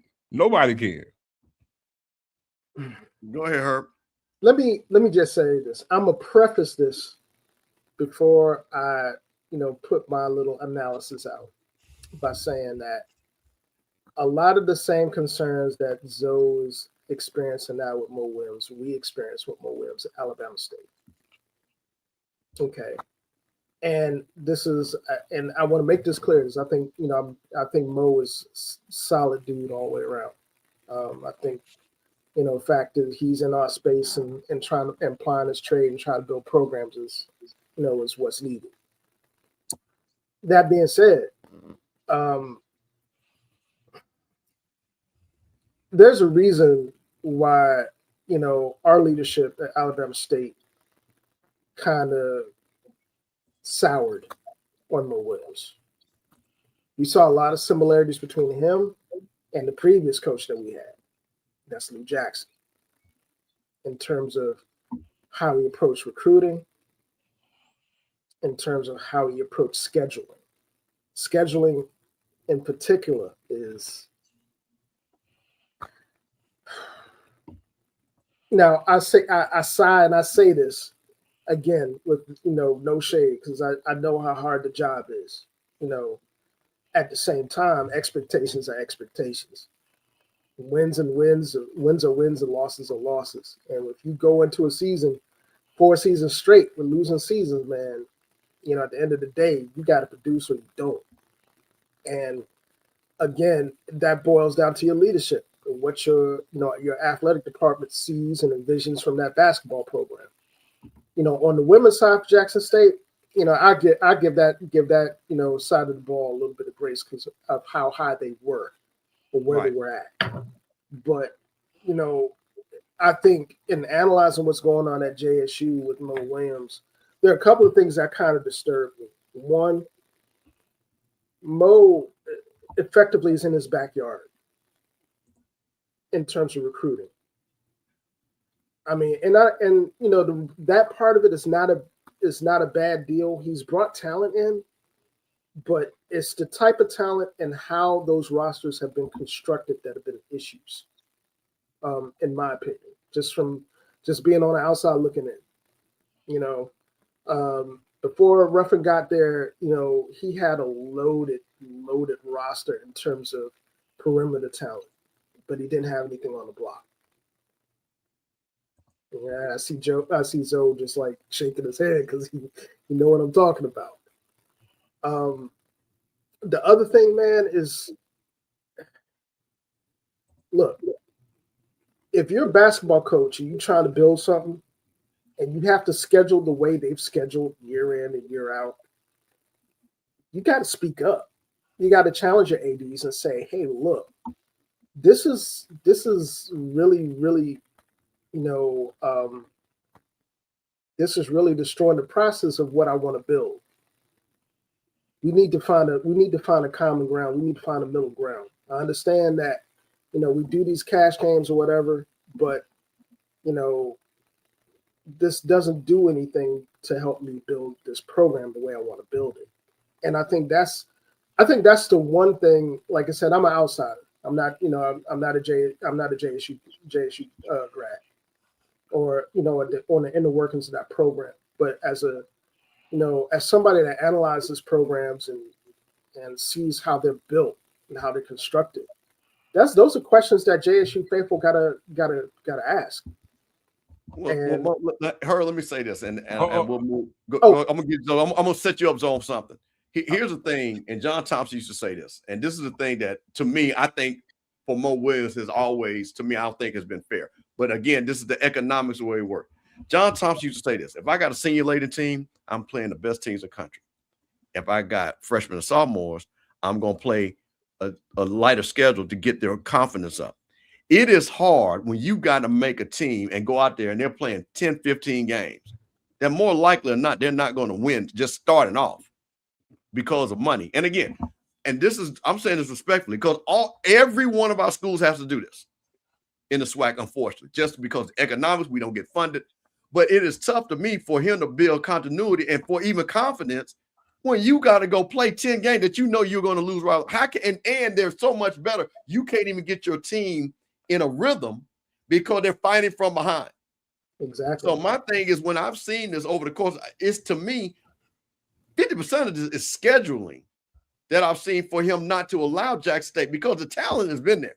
You see it. When they get in the conference play, you see the level of players and things like that. What you guys on? I was going to say, and to your point, EA, I know what the non-conference schedule is like. My point in that, though, is that we can't just sit here and say, because right now we look at Mo's record. Mo overall is 69-109. That's at a 38% clip. So now, if we want to live by what he's been in conference play at Jackson State, he's 47-25, 65% clip. So to a lot of people, that's enough to say, okay, if we're in the fight and we're in contention to win the conference tournament or to win the conference regular season championship, then that's what we can stand on, because guess what? We know what we're doing conference play. It just is what it is. Because you go year one, we're 12-6. Second year, we went 11-7 in conference. 14-4 last year, we're 10-8 this year. So again, so that's one thing you can hang his hat on. That he's had a winning record in conference play every year that he's been here. It's 47-25. So again, but if that's the case, and we want to look at how, okay, hey, that goes back to what I said earlier before Herb came on. We've devalued the non-conference slate. It's like, hey, we might as well just put scrubs out there because, hey, as long as we get the check, that's all that matters. Yeah. We're going to sacrifice the W in all these non-conference games to get a check. Yeah. Herb, last point on this, because I'm gonna move on, because something else in basketball we're gonna keep going. Last point. Yeah, man. I saw that comment, man. I'm like, look, I'm gonna say the same thing that I said earlier today, on social media. And it boils down to what leadership sees and envisions out of your basketball program. Do you expect winners, or do you expect the small bit of revenue that you get from the scheduling and cash games? It can't be one of the, it can't, those two don't run ancillary of each other. If you're asking a coach worth his salt to come in and build a winning basketball program, this isn't talking about conditional winning just by, to win in the conference. College basketball don't work like that. And I think the thing that really, really bothers me about that type of mentality is that it limits who you hire. It limits who you can get into those positions, because coaches that get into those positions ain't gonna be not even attractive. It's nowhere near attractive. You're not gonna get a coach worth his salt from any level, NAIA Division II, that wants to build a program and wants to win championships, not just conference championships, but go to the NCAAs, go to the NITs, play competition and win. Now that ties into something that I want to pull up here. Yeah. This is Coach Eric Martin from South Carolina State. And as they said, and shout out to HBCU Game Day, my man Vaughn, Stephen Gates, those guys. And I saw this, which kind of tied into what we were running into. And again, we heard this from football, from one of the coaches. DT said it out loud and people got upset.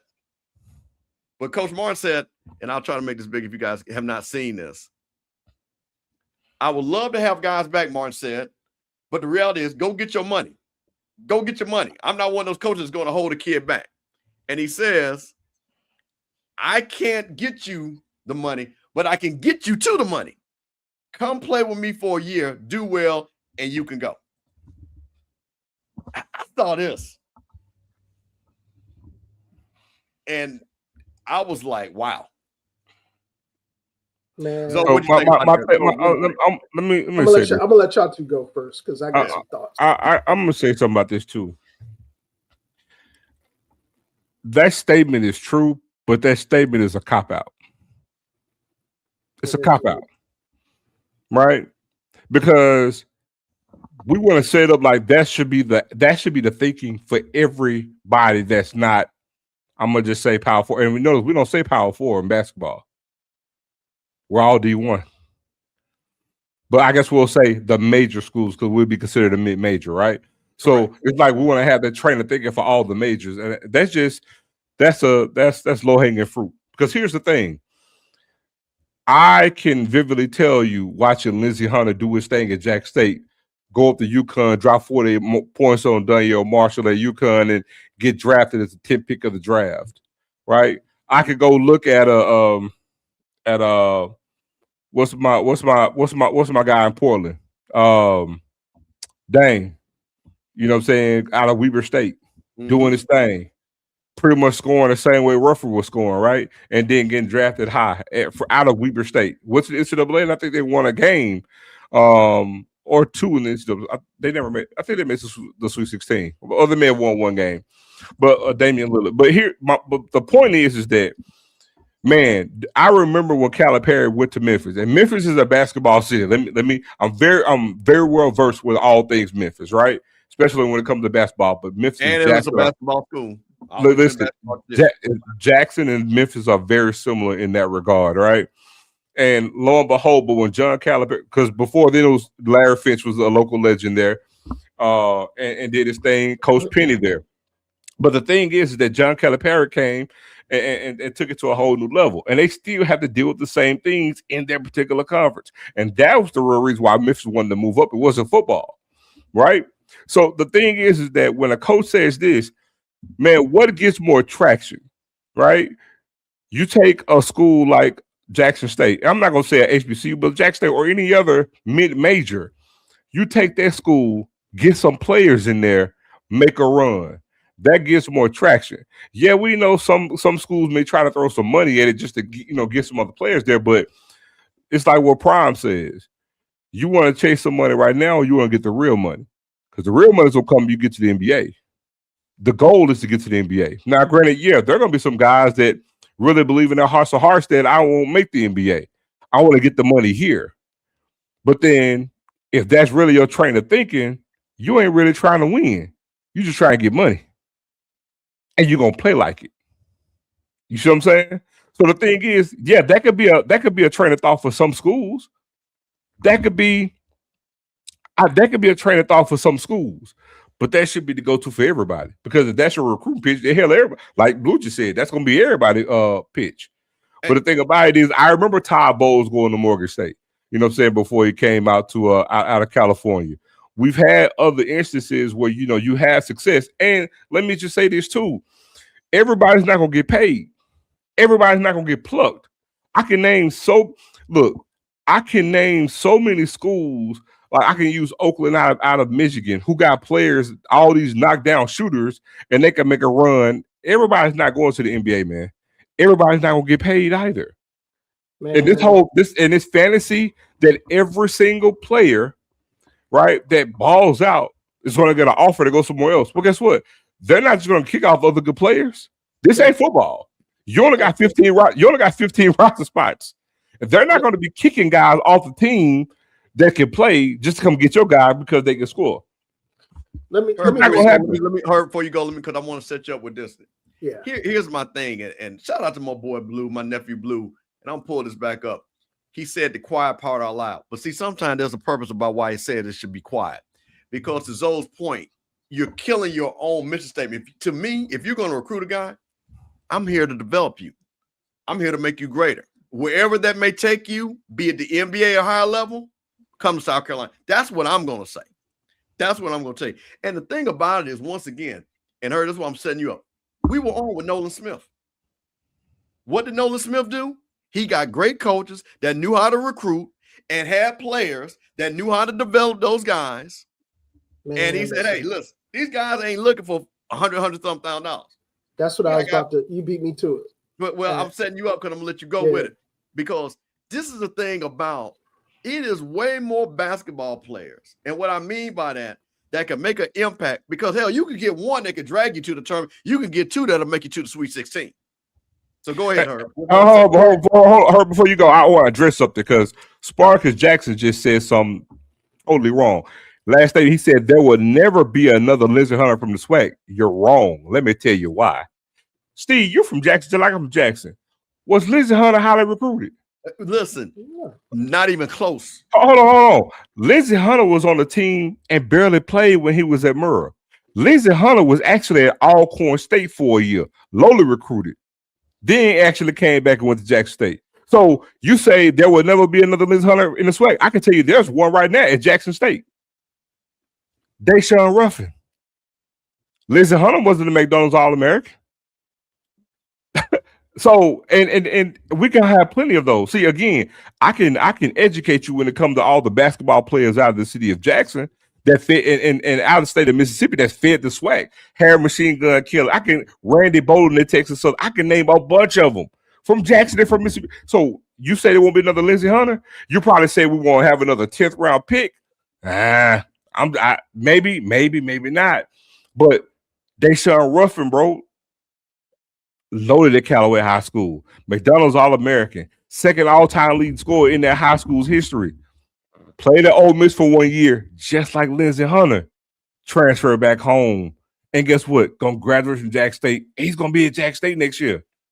Deshaun Ruffin. I want to prove your points though, because hold on, wait a minute. Because let me see. This is why I think we gotta understand something, and why basketball to me is so important. Herb, I'm gonna give you this, but I want to make your point because I think people really miss how important basketball is. Now, I'm gonna pull up the bracket, but I'm gonna show you something because I'm talking about schools on our level, and I want you guys to look at this because you tied into something. People talk about need to be enough. We don't need another Lindsey Hunter because I'm gonna ask you guys a question. Let me pull up this bracket. Okay, let me see, make it really big. Hold on 1 second. Okay, can you guys see that? Mm-hmm. How many NBA players are on McNeese? How many NBA players are on Troy?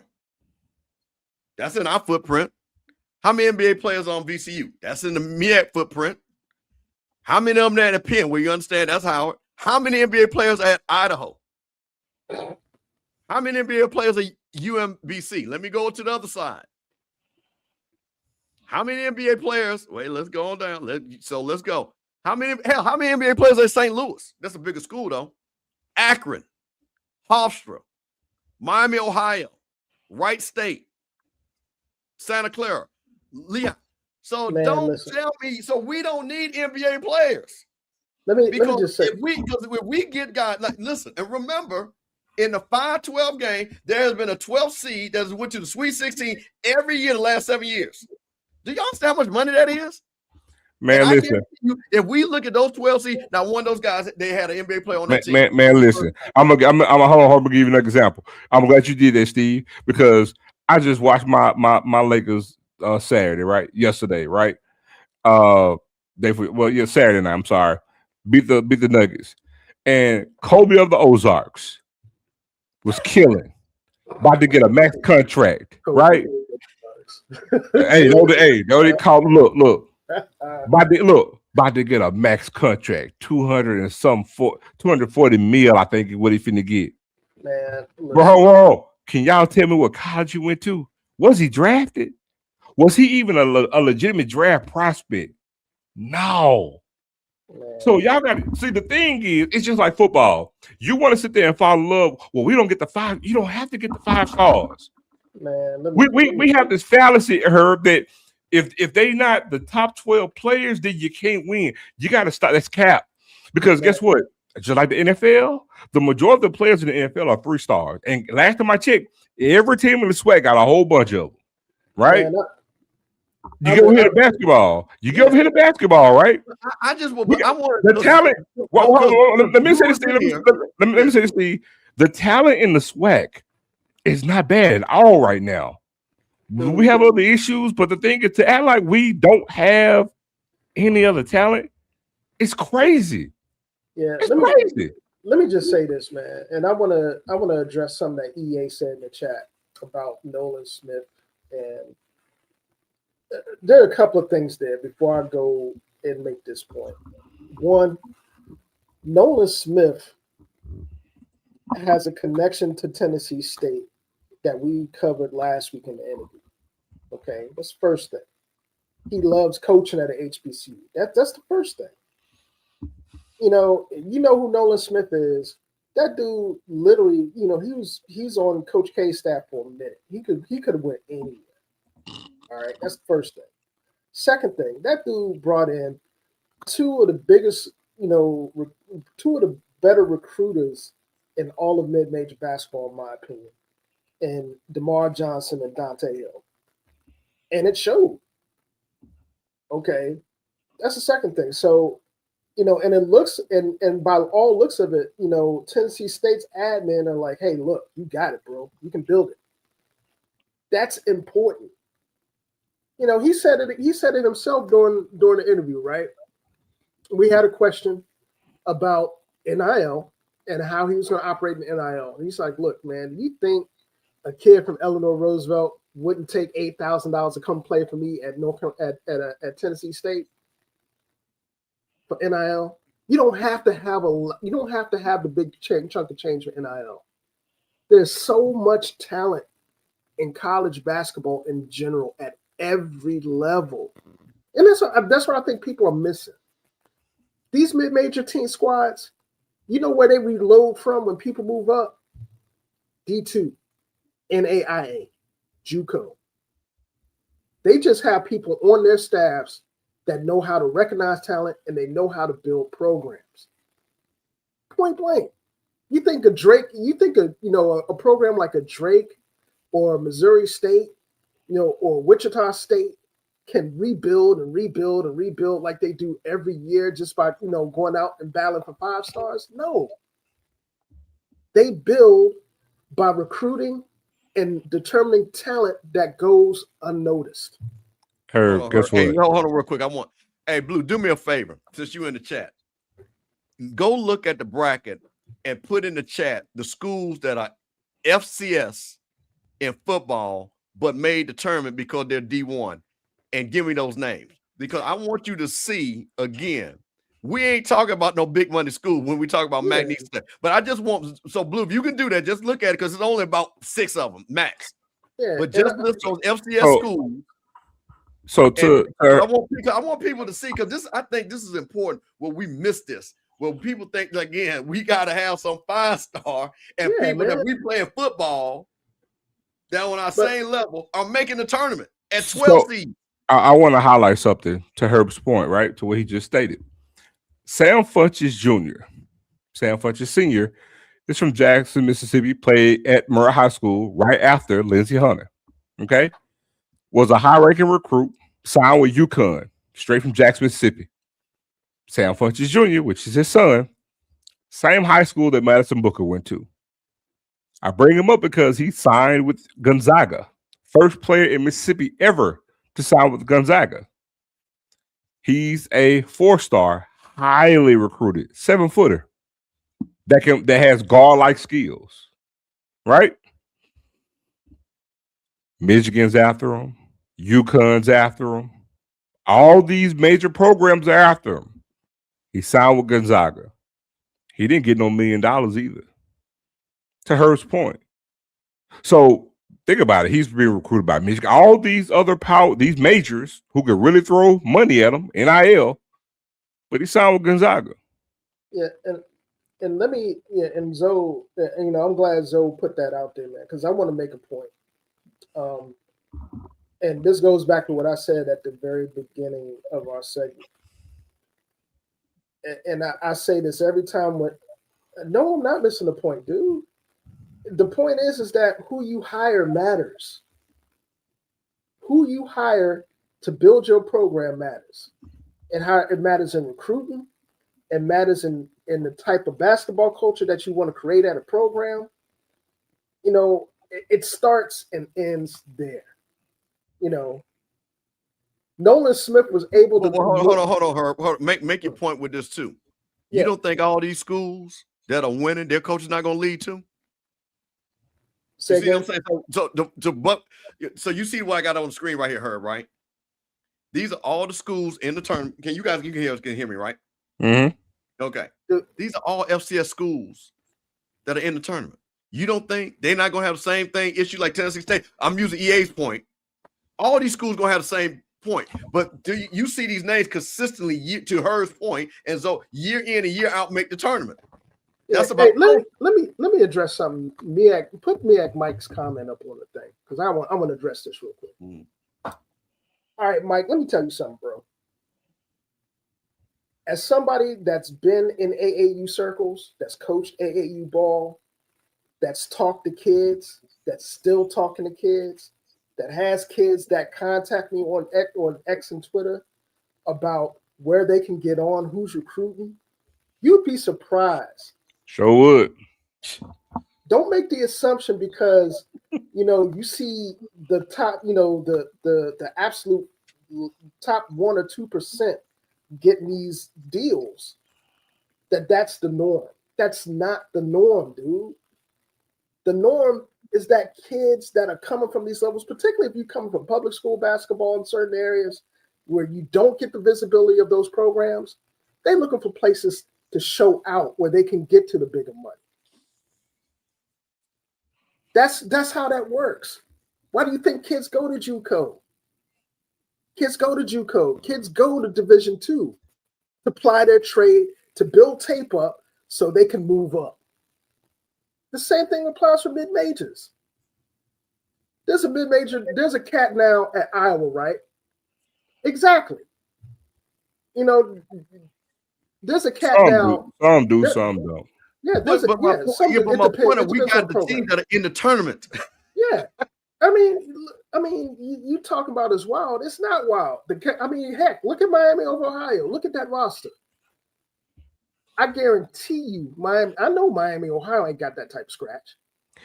They're 31-1. And to Harris' point, even if you have one player on the roster that's getting 20,000, you're not having where you got 15 guys on the roster and they're all getting 20 to 30,000. It's not happening. Yeah.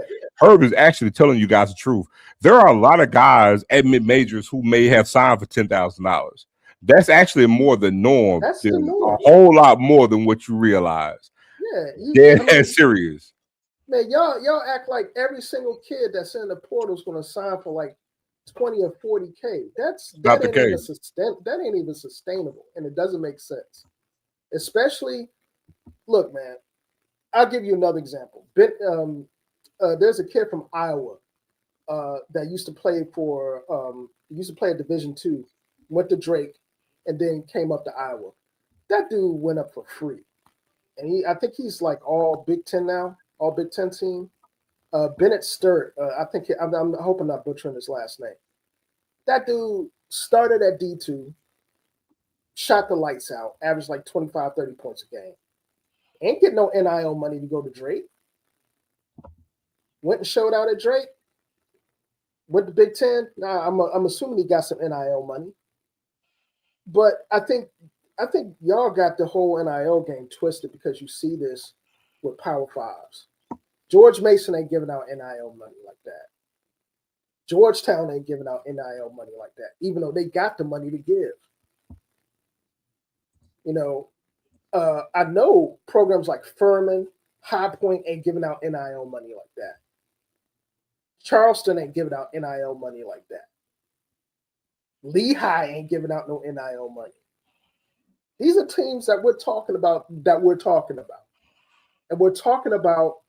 and just to kind of go back to what was posted from Eric Martin.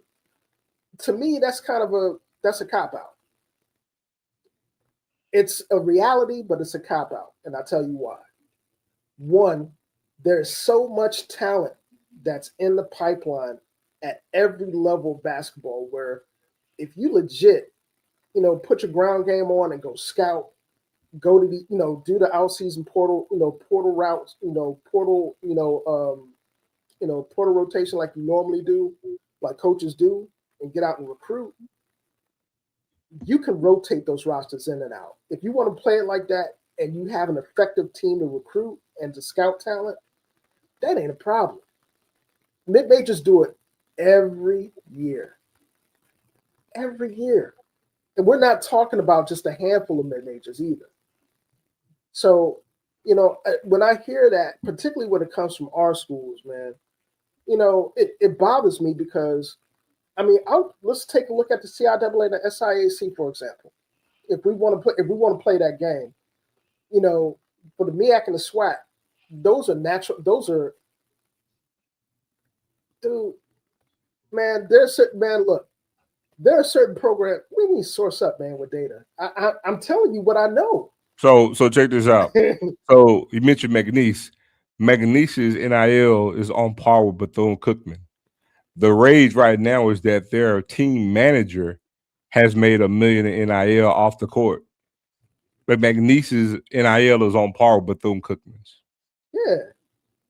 I mean, Mike, you're killing me, man. You talking about source up with some data, dude. I doubt you coached, even been in AAU circles or coached the AAU game or talked to kids, much less, talking about source up. I'm not gonna go there with you because you gotta coach at Morgan right now that got a coach of the year that didn't deserve it, point blank. But I'm gonna leave that alone.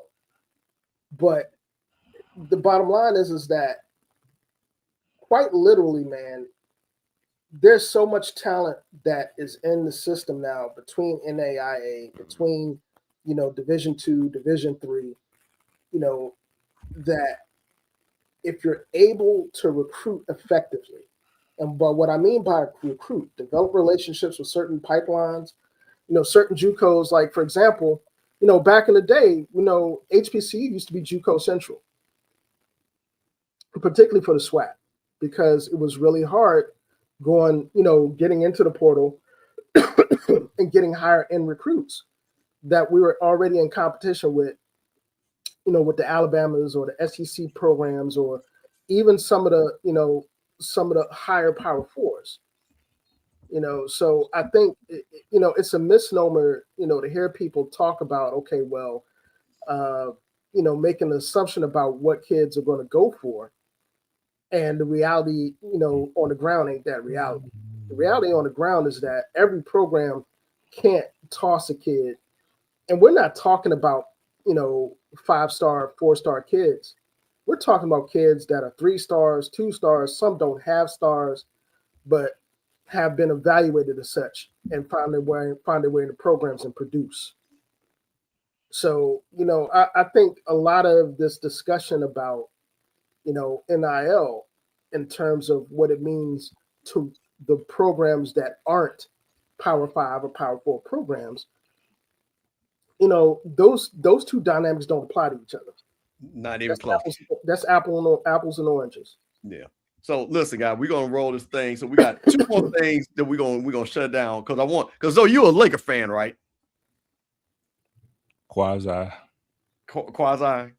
Well, I want to lighten this thing up because I've been seeing something, and for all the my man Mike Reed, shout out to Mike Reed, homeboy Mississippi. Mike Reed did a rant, and Herb, you a basketball guy, and folks was upset about Bam Adebayo passing, in quotation marks, Kobe's record. Now, last time I checked, Wilt Chamberlain had the record. But these folks are mad. So I'm going to play a video, and I found this. And I need to Kobe, because I know all y'all Kobe stands are out there. I need y'all to explain this to me. But this is my man, Richard Jefferson. Richard Jefferson does a great job, Road Tripping Podcast. And he just broke this thing down. We're gonna let Richard talk to the Kobeeites and the Kobe stands and get on my man Bam. Here we go. We're going to take you on a little history lesson, okay? Allie, will you read this about David Robinson? On April 24th, 1994, David Robinson scored a career-high 71 points against I remember that. securing the 93-94 NBA scoring title. On the final day of the season, his stats, he shot 26 of 41 from the field, 1 of 2 from 3. Orlando Magic coach Brian Hill and others criticized the performance, labeling it a mockery of the game due to the excessive focus on padding stats in a blowout. That's what I'm saying.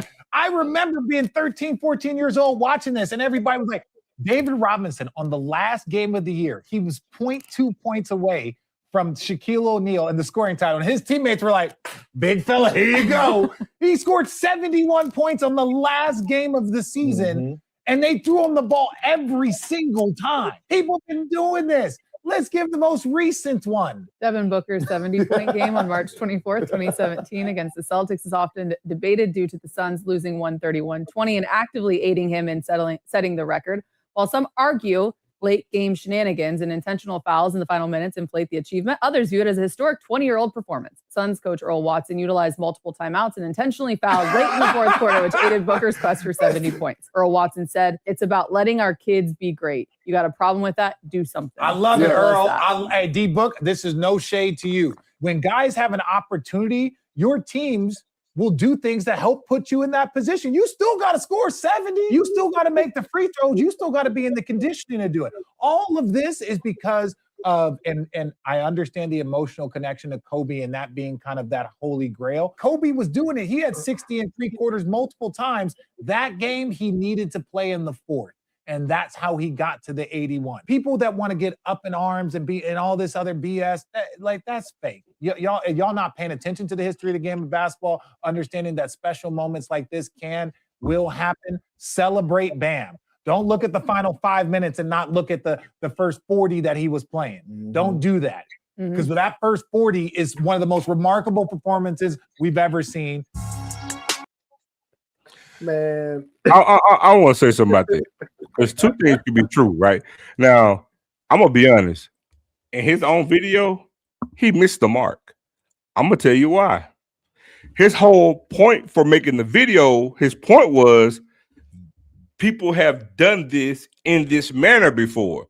But what he didn't tell you was on all those instances on the video, it was outraged, even when they did it. I, too, was 13, 14 years old. I remember that Shaq was going to get his first scoring championship.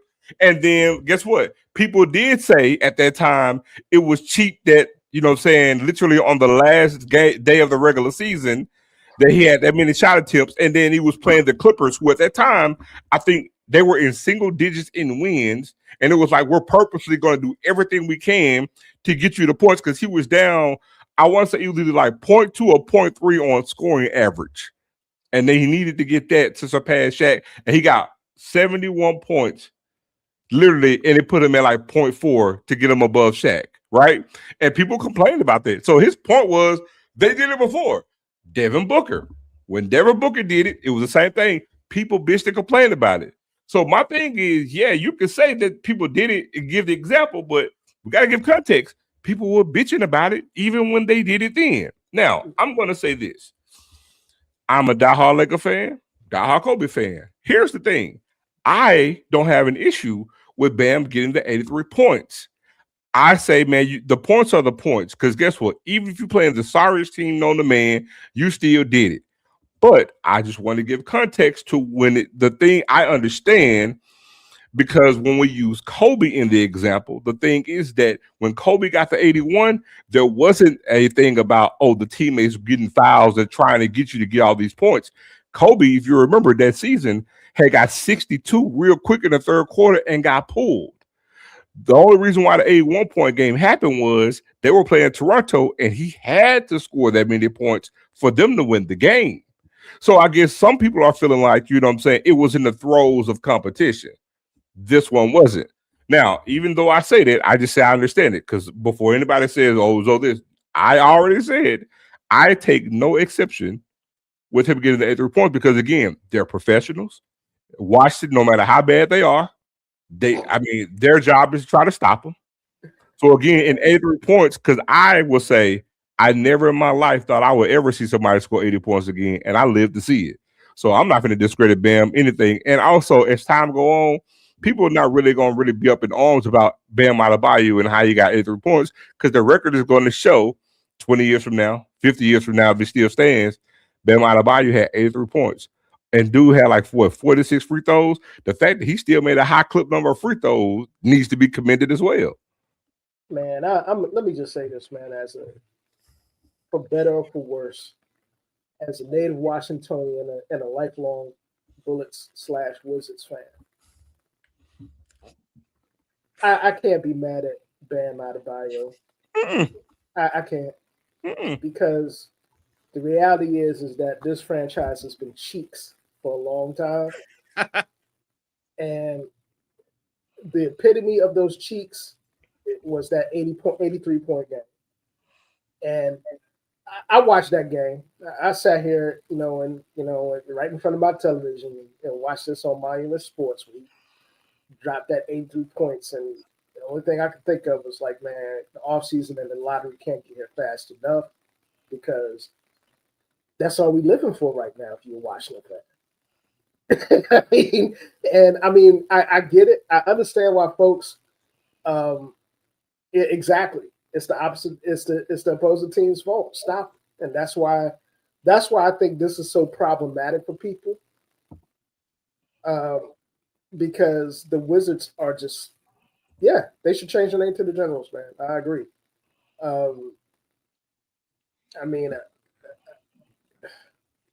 there's something, I mean, watching that performance, man, opens up a whole nother can of worms. We talk about tanking and we talk about, throwing away a season for future, draft considerations and lottery and all the other things, man.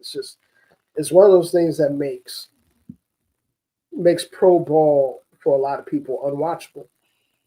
You know what I'm saying? Because it's like you watch a game like this and you see Bam, have an outstanding first half when resistance was at its highest, right? And you're like, damn, he putting in work, man. He got these folks in the blender.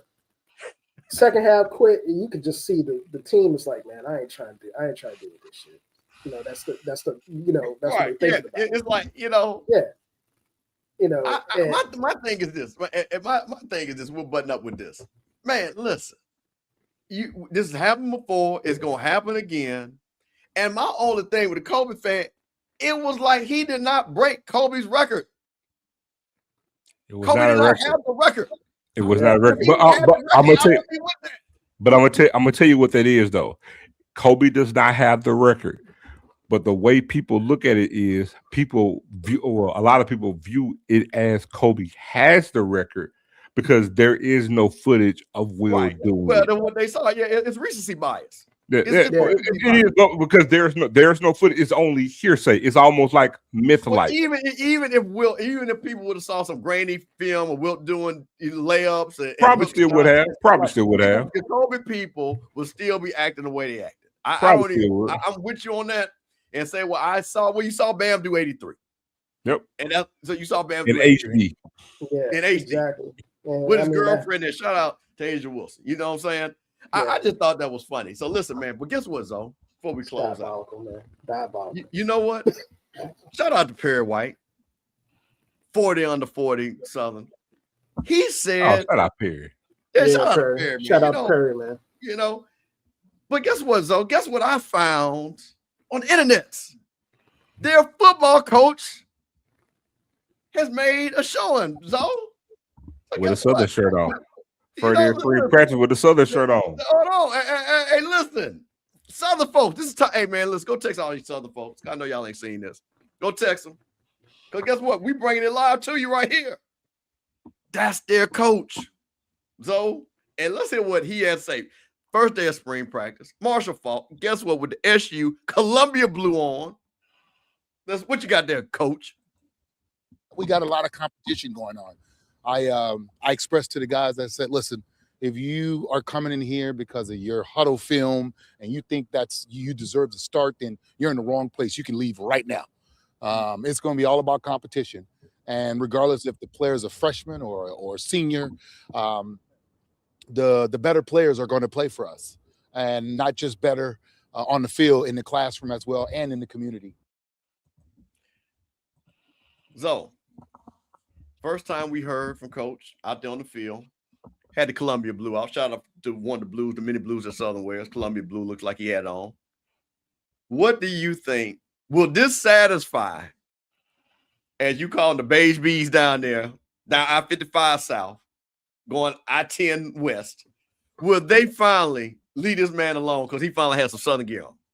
I mean, look, spring ball is in now, so there's nothing that can be said. I mean, but there's some repairing that he needs to do, because I can tell you right now, he gonna have to put a good product on the field. There's operative word. There's operative word. Good product.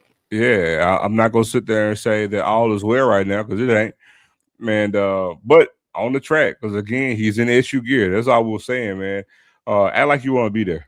And so that's it. I'm not going to speak for Southernites. I'm not going to act like I'm I'm you know, I was once a native of Ridge Stick, so I got a lot of friends and family there. But I'll just say this: he's on the path right now, and basically being that he's going to be on campus because they started spring ball today. I'm almost certain that he'll be in SU gear every day coaching his Jaguars up, and that's all that you can ask for right now. I mean, I'll be honest with you, man. I don't think anybody should, make an assessment, good or bad, until they actually see the product. There you go. I just, it kind of kills me sometimes when we get to the off season and we get to spring ball and we talk about what we anticipate seeing, without seeing, who's developed, what the scheme looks like, especially in terms of new coaches, what the scheme looks like. We have a tendency to fixate on, some names that come in, places they've been at, in an attempt to build a picture of what that product's going to look like. And the reality is we just don't. You know what I'm saying? And me personally, man, I mean, I feel the same way about, Alabama State. I'm always in the same mode until, that product gets on the field and we see what it actually looks like and how the pieces fit together. So, yeah, I can't call it that. I'm with Zoe. I'm not, I'm not in Southern's, in Southern's inner workings. I would hope that fan base would have the, the presence of mind to understand that, you can't really assess anything until, you see something. All right, last thing, closing up. This is for the old man and me. My segment, what the hell was they thinking? And I saw this, and we talk about NIL, and I saw this foolishness. And this. So let me say something real quick.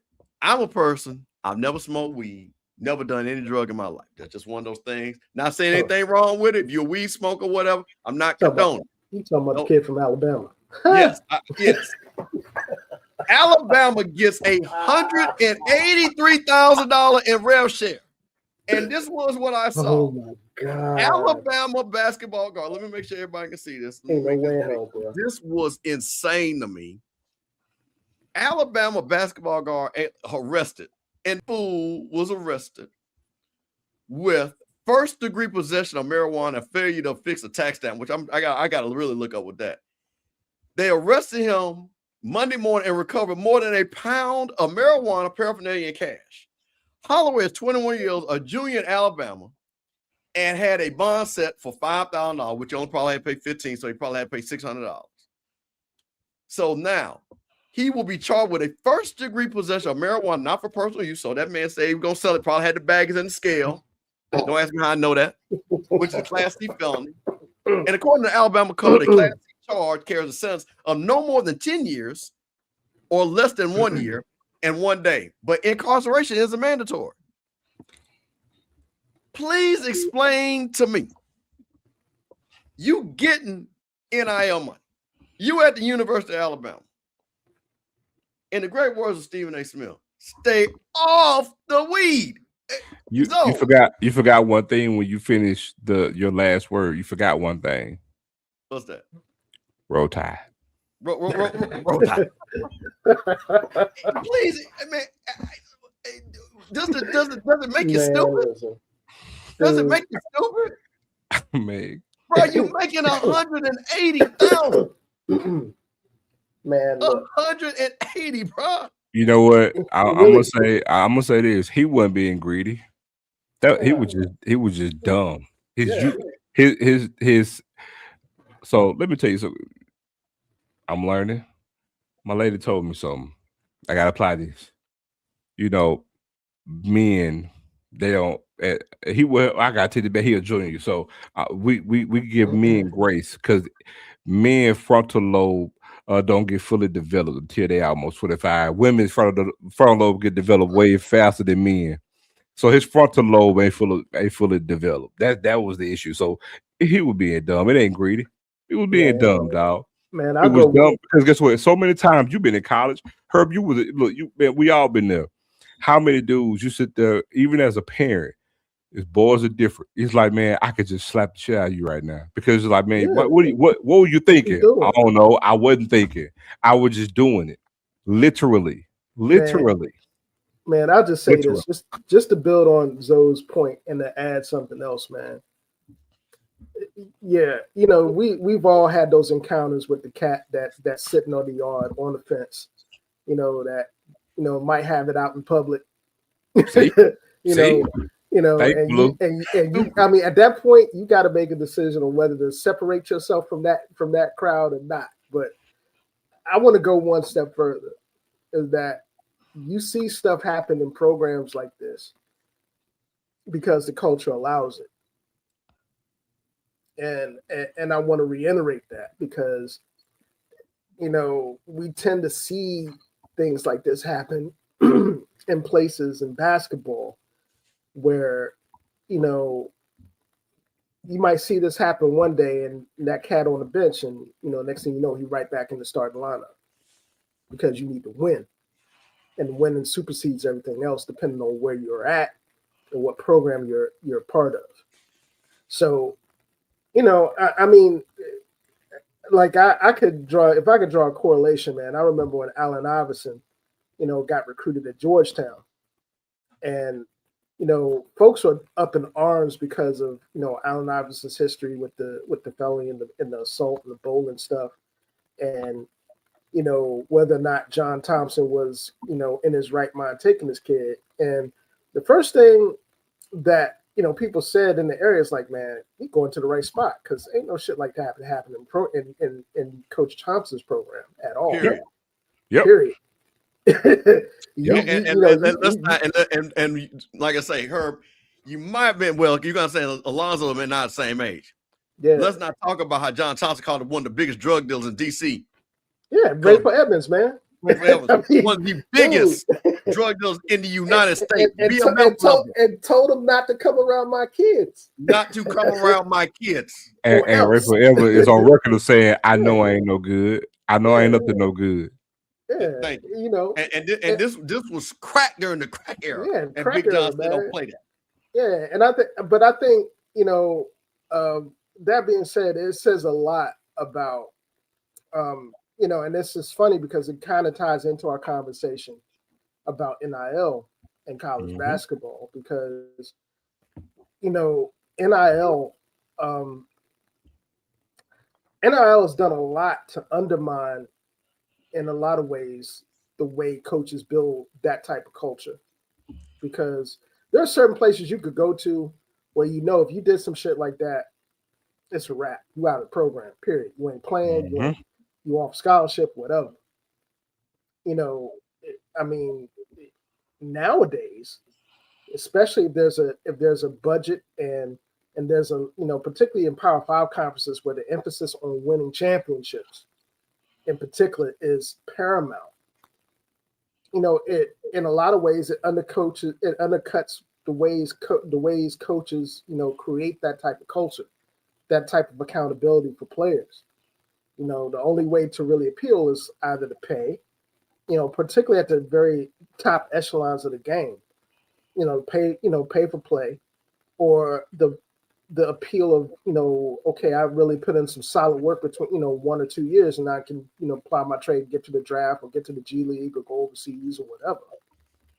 And, you know, I think in having this discussion tonight about NIL and the impact on college basketball, you know, at our levels, you know, I mean, even with the challenges that we face as HBCU programs at the D1 level, we very rarely see stuff like this happen in our program.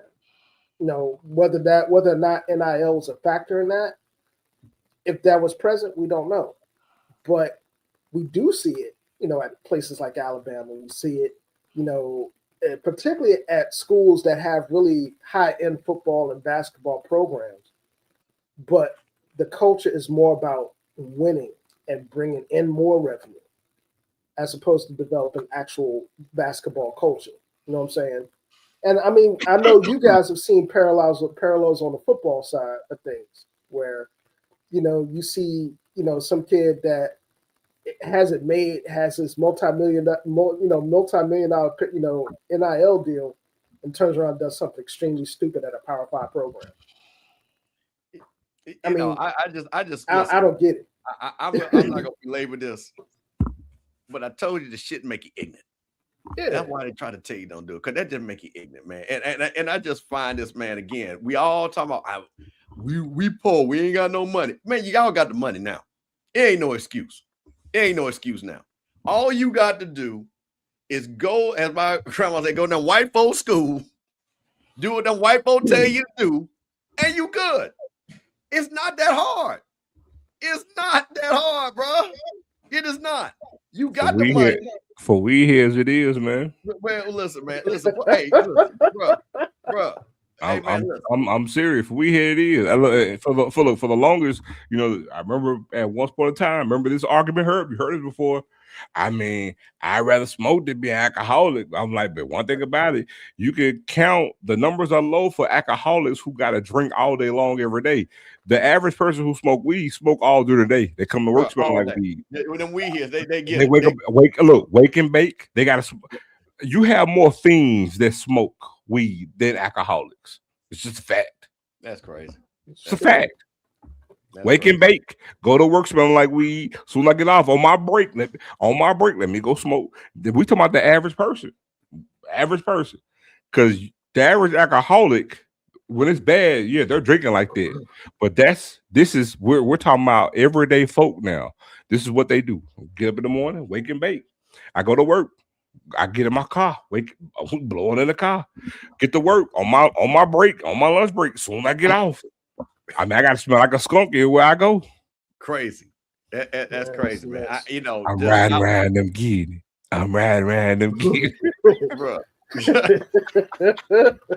Bro, I just like, man, listen, man. I'm just like, man, ain't nothing else to say about it, but it's just like, man, come on, man. You know what I'm saying, bro? And then again, you put yourself in a position, like you say, you already look. You know, Blue know the inside down there in Alabama. Man, bro, they already give you another lifeline. Come on, man. What are we doing? What really don't. What are we doing, man? So listen, man. We gonna get this thing closed out. Cause like I say, Zoe got to get to work. Got Herb in here, man. Listen, man. Herb, once again, you know, we talked that basketball, man. You know, we really appreciate it. Cause like I say, you know, again, I got to tease Josh. We let you talk over here. You know what I'm saying? Shout out to Josh and HBC United. Boys, you know, I'm joking, man. It's just good love for Herb. We appreciate that. Herb, listen. Here's what we got to do. I'm thinking about this. We might maybe on Saturday, you know, if I boy, hey, look at Herb. I think you said we're gonna go at least what 2 for 2 in first four. I think there's a good chance we do. Honestly. Okay. Well, listen, man. Me and Herb might pop on, do a little watch party, a little pregame, something. You know what I'm saying? Have to see what his schedule look like. Because we do that, we gonna have to talk about it and stuff like that. But I got to show you guys, because guess what? We are on the Off Script Network. We are on the HBC, Rocky Miller HBC Coaches Corner channel. And guess what, y'all? We got an interview tomorrow. I gotta let y'all know who we gonna talk to, because you know who we got tomorrow. Just want to tell you, that's who we got. Coach Van Malone, Hampton Pirates, gonna come down there, University of Texas alum. Guy that actually wanted to try to be HBCU coach before this job. You know, I got to ask him a question because I know where he tried to go beforehand. So we got him tomorrow at 9 p.m. HBCU Coaches Corner live Eastern. Me, Coach Cole, Rocky will be talking to Coach Van Malone, seeing where he's going to take those Pirates. Can he get them back right? And then, correct me wrong, they're also in the CIAA. Is that not correct? The Hampton, the CAA. CAA. I'm sorry. Yeah, CAA. Yeah, they do have a CIAA legacy though. That's where they started. CAA. I always throw that eye in. CAA, you know, them and A&T. So we're gonna see, can he get, you know, shout out to A&T Roy. Can he beat the Blacks also? You know, what is his goal for his team? So we got them tomorrow. Yep, he did play at Texas. I saw Van Malone, he's around my age. So we got him tomorrow. Herb, once again, shout out, tell everybody about your Twitter feed, how they can follow, because I know you're gonna be tweeting a lot this weekend because we got all the HBCU teams playing. Tell them where you at, Herb. Yeah. Real quick. I know you see the HHL Seward 3 Twitter feed at the bottom here on the label. That was the case until the Dark Lord Elon zapped my account, so I got a new one. So I could be reached at HBCUHW. That's at HBCUHW. That's HBCU Hoops Weekly, the acronym. Drop it in the chat, Herb. Yes, sir. So, drop it in the chat. So hit me there. I'll be keeping updates. For games that's been going on. Big shout out to Virginia Union, Winston-Salem State, Fayetteville State. Man, they did some awesome. They had awesome runs in the D2 tournament. I just saw that Winston-Salem State game tonight, man, and that was a heartbreak. They lost on a last-minute 3-point play. I think somebody put that in the chat. Appreciate you updating us up in the chat on that. Shout out to Winston-Salem State. Yeah, man, they were legit. So we got one more. Still got one more HBCU that is in the Elite Eight at the NAIA level, and that's Langston men's basketball. Those guys doing typical Langston things, going into March. And this squad might have a chance to take it home to Red Banner, man, win the national championship at the NAIA level. So, wow. Okay. Follow those guys, man. They're legit. Well, there you go. My brother Herb letting y'all know, getting the best basketball content. Shout out to Lil for Hoops right there. FAMU rally. And Zoe, we about to come to you now. What you got there, Zoe? I was gonna say one last thing we got to remember Alcorn women in the WNIT against South Alabama. And Alabama A&M. And Alabama A&M and Norfolk State. Norfolk State's in there in the women's NIT. So basketball is still going to be played. Shout out to the women. And listen, man, shout out to, like I say, Don Thornton and that crew, because like I say, it was a heartbreaker. I know when you go on that march and you really want to do some damage, because like I say again, because like I say, Herb talked about it, if that could have been the matchup, they could do some damage, but I think they're going to do some damage in the WNIT. So shout out to them for that. Go ahead, Herb. What you got? One last thing, man. There will be an additional tournament for HBCU Division II programs. That's the Black College Invitational Championship that's going down later. That's going down here probably before the end of the month. So stay tuned on that. I know we're probably going to have a selection show on HBCU Nightly for that. Our network overlord Joshua Sims. I'm about to say shout out to Josh. Shout out to Josh, man. They put together, if you went to it last year, they have it on Virginia State University's campus this year. At that facility is one of the better facilities in all of Division II basketball, man, for real. It's nice. The Convocation Center is really, really, really solid. So yeah, just stay tuned for that, man. I know the selection show is going to be coming up. He's going to probably put out announcements for it. And for everybody that follows this show and follows HBCU Hoops Weekly, HBCU Nightly, and all the other platforms that a lot of us are tied into, man, thank you. I just speaking for myself, and I know Mr. Campbell and Zoe and Scotty and a lot of us, that are the beneficiaries of your attention, to following this, following our craft, man. There's no amount of thanks that we can offer that, that measures up, man. We really appreciate it. They well said. So listen, hey man, listen. Me and Zoe will try to be back on Sunday if life don't life again, because it is sipping on Sunday. But we had sipping on Sundays on the Monday. They're a little outspoken, just to, keep the outspoken Monday going. But Sunday nights is our night, so we can keep that going. And I'm just gonna say one thing, man. I do really appreciate y'all, man. Like I said, we holding down the channel. Shout out to Scotty and Alabama A&M. My boy's still down there working. He's the ops now. Hanging down there, doing a good job, man. And like I say, got the HBCU Coaches Corner again. But here's the thing. I got to leave y'all with this. Perry, of course, texted me when those Jaguars beat the Rattlers, right? Of course, go Jags. So I told Perry, I said, hey, man, we got to do outspoken on Monday night if the Jags do the double-double. Well, of course, the Jags let me down. They didn't do the double-double. So that's why we didn't have outspoken. But we will be getting Perry on in the next couple of weeks. Perry got some things to talk about outspoken. We'll keep it going. Me and Zoe are going to hold it down, man. And listen, I'm going to tell you something. We appreciate you all, man. And guess what we want you to do? Keep sipping on Sundays. See y'all later.